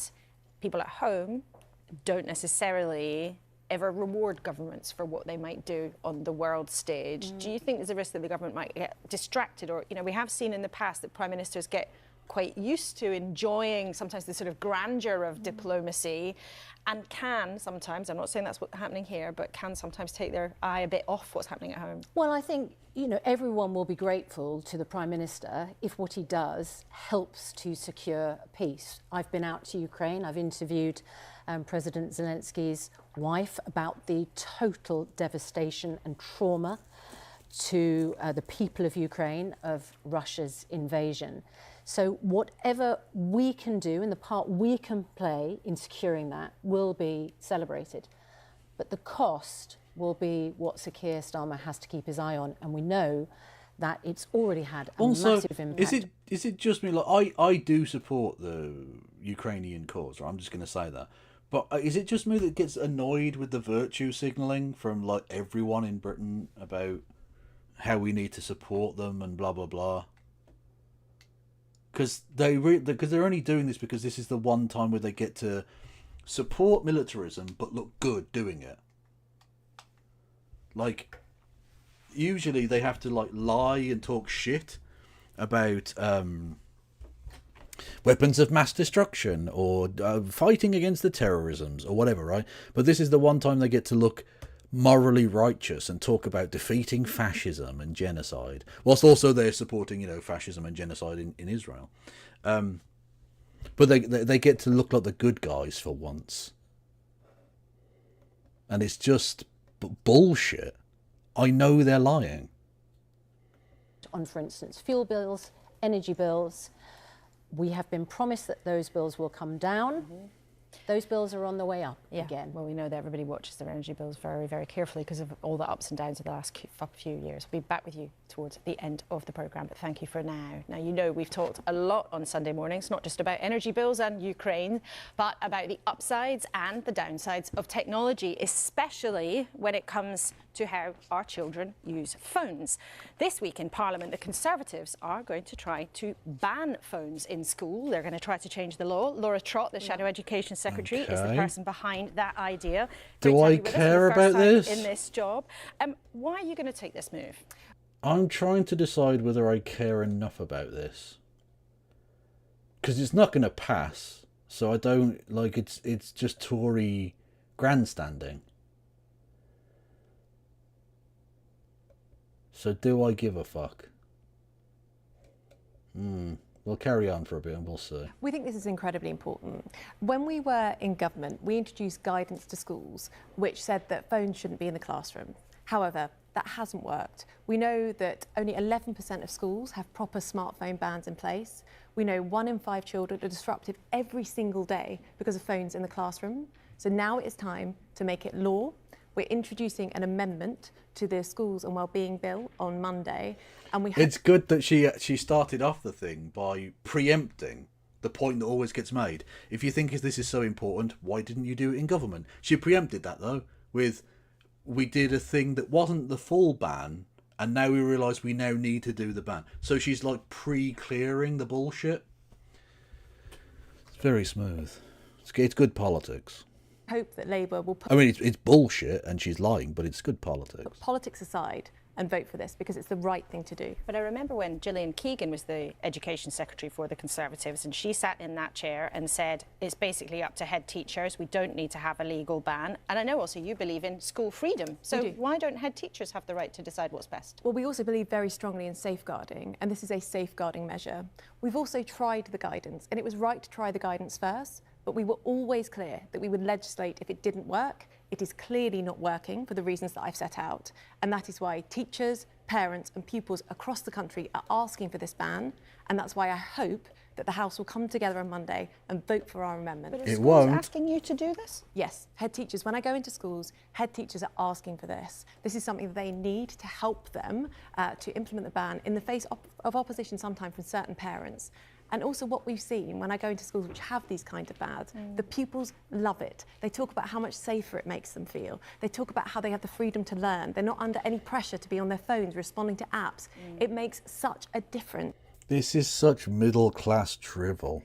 Oh my God. And at a time when we are facing lots of challenges in our education system, introducing something which reduces distraction, encourages reading, helps with behaviour, for me is an absolute no-brainer. And that's why I think it was wrong that the Education Secretary called it a gimmick. Do you think, though, you've got a remote chance of actually It is a gimmick and it isn't going to pass. So you're literally wasting everyone's time. making this happen? Because Labour has an enormous majority. There are some Labour MPs who've talked about this, but do you think Absolutely. you've got a chance of making it happen? I think what I've got to do is to make the argument, as I'm doing with the schools bill more broadly, about how damaging it is. I've got to make the argument. I've got to come on shows like yours and encourage parents, teachers, children up and down the country to petition their MPs to vote for this, because it is incredibly important. It will make a massive difference. Okay, well, let's see what happens. Okay, I'm giving her one more question, and if it's boring, I'm just going to end the stream. You mentioned there the rest of the government's bill on education, which is making its way through Parliament. Now, one of the things they're doing is making academies in England, which are schools that are not run by councils. You believe that the government is wrong to make them have teachers who've got the official qualification. Surely it's absolutely right that all teachers have an official qualification. There's a bill that's going through the House of Commons at the moment, the schools bill, and it's a bill of Okay, this could be spicy. We'll stick with it for a second. two halves, half of which is about safeguarding Completely untrained teachers. Okay, I mean, that'll be an interesting one to take into a fucking general election as a promise. that we agree with. The second half, which is the bit you're talking about, Laura, which is about academies, is the policy equivalent of a wrecking ball. It undermines everything cross-party that we've agreed on that improves schools over the past couple of decades. Including A untrained consensus which has led teachers? to English children being the best at reading and maths But in the hang on, Western I'm world. asking you about a specific But here, no, because absolutely, part and of I'll this come on to bill this. is Yeah. to say that academy schools should have every teacher having a proper official qualification. And at the moment, No, they they're don't not. have. They're not technically private schools. It's basically a kind of privatisation via the back door type of thing. It's basically what they try and do with the NHS. They say it's not privatisation because it's free at the point of use. Terms of service apply. You know, terms and conditions apply type deal. And it's basically like that with schools, right? So usually councils run the schools in the local area. With academies, you get to have like weirdo groups of people who, like religious groups or whatever, sometimes it's not religious groups, who will go in and essentially set up an academy. So in a pre-existing school, they'll go in there and take over the leadership of the place, and the government puts in X amount of money, and the academy people put in an X amount of money, nowhere near the same amount of money. And they get to run it with certain caveats outside of what would be the council system, right? So they can like fire and hire differently than councils can with their staff.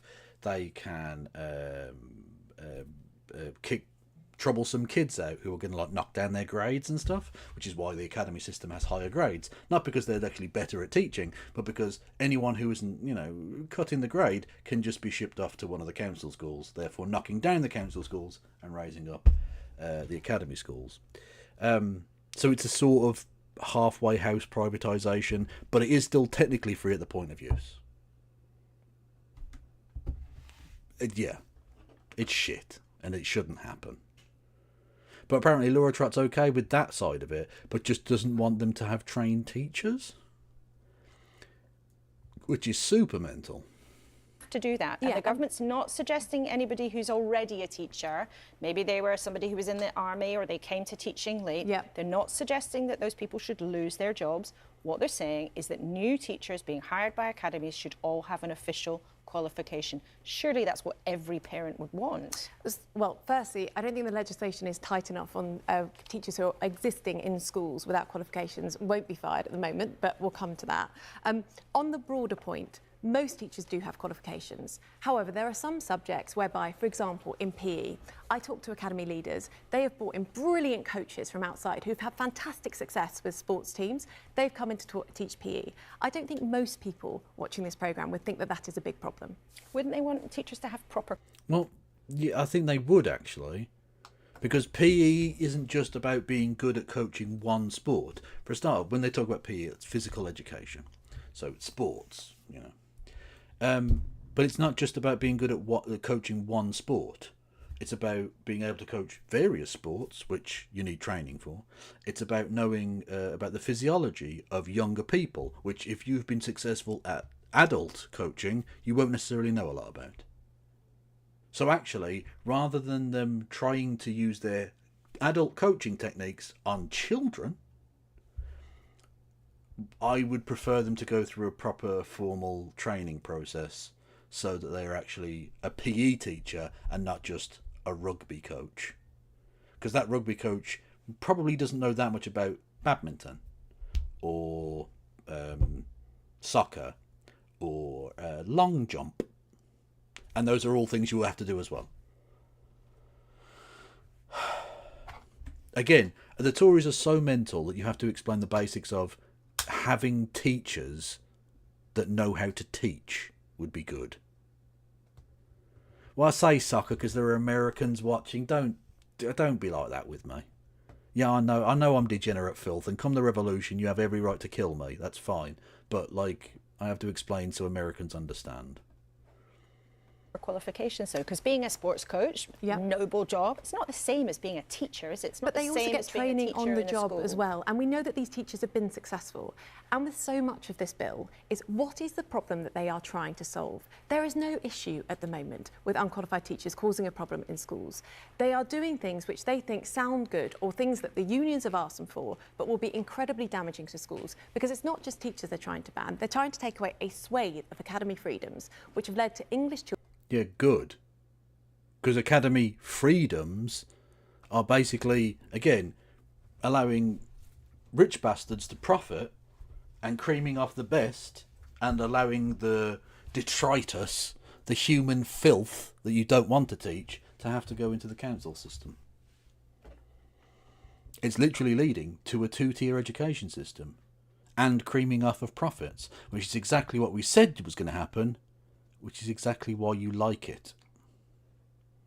Children being the best in the world, in the Western world, at reading and But maths. what's your evidence that it would be damaging for schools to have every teacher have a qualification? What's your evidence that actually every school should have to follow the national curriculum and that would be a bad thing? On both of those issues, don't parents want to know that their children are learning the right things? Don't parents want to know that all the teachers are qualified? Well, I'll tell you the broad piece of evidence. I'll go into those two specifics. So the broad piece of evidence is in Wales, we have not had the changes to academies which you've had in England. We've not had the robust curriculum that we've seen in England. As a result of that, English children in disadvantaged areas are as good at reading and maths as deprived children. Sorry, let me get this right. Apologies, say it again. So. What was that someone said earlier about she was remembering her lines? Children from deprived areas in England are as good as the average in Wales. There has been a significant improvement in England. That has not happened in Wales, and that is because of the policies that have taken place in England, which are the ones that we've talked about here today. On those two specific points that you talk about, on teachers, as I've said, we've got I'd like them to ever justify why it's the academy system that's done this, and how they think the academy system has done this. Because again, I've just sort of explained to you how that works. They can expel students that would drop their average grades down, for instance, which has the twofold effect of raising the average for the academy school, and whoever that underperforming child is, having to go to one of the local council-run non-academy schools, and knocking down their average grade. So it has the kind of doubling effect. It's sort of the six-pointer effect of football. So I said football that time. Problem with teacher recruitment at the moment. This is going to make it worse. On the national curriculum, Most schools follow the national curriculum. However, when failing schools are taken over, for example, many academy chains use the academy freedoms to focus on literature and on maths. I don't think that is a problem. It's been proven to improve schools.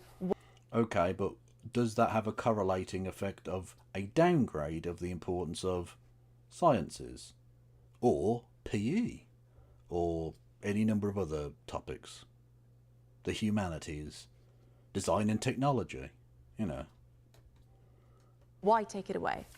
In terms of what else is coming up this week beyond education, we've talked a lot about the welfare changes. As a Conservative, you've got, the Labour government getting rid of quangos, tightening up welfare payments. You must be quite pleased about those things. Are you going to back the Labour proposals on welfare when they come?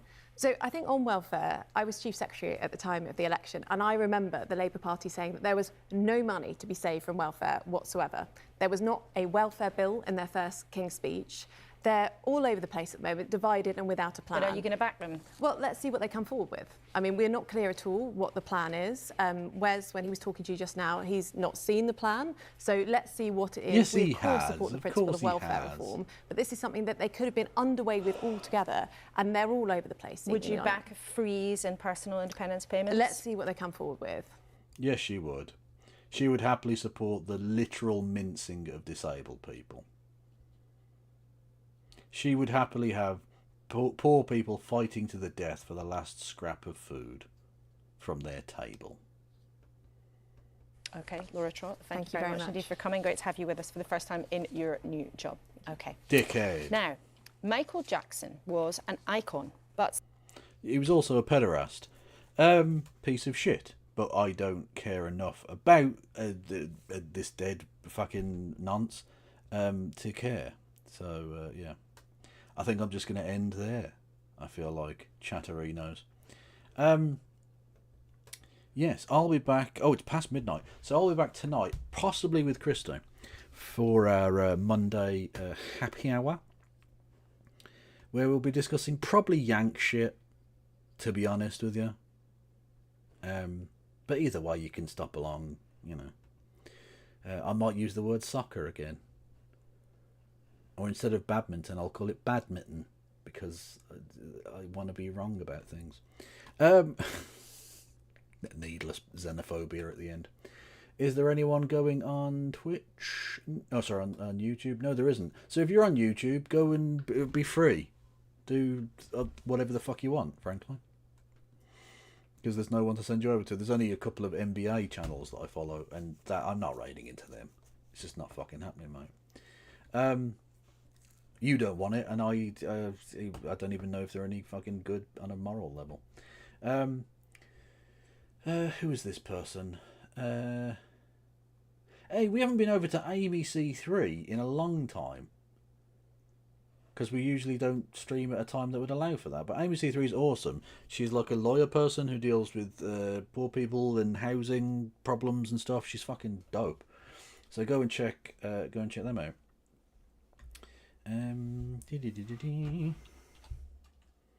That is not at all how you spell that. C3? No, hang on. C3. There we go.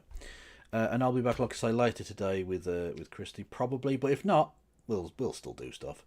Yeah, stay beautiful. Everyone, go and follow No Justice MTG and Hannah Reloaded, who both raided in.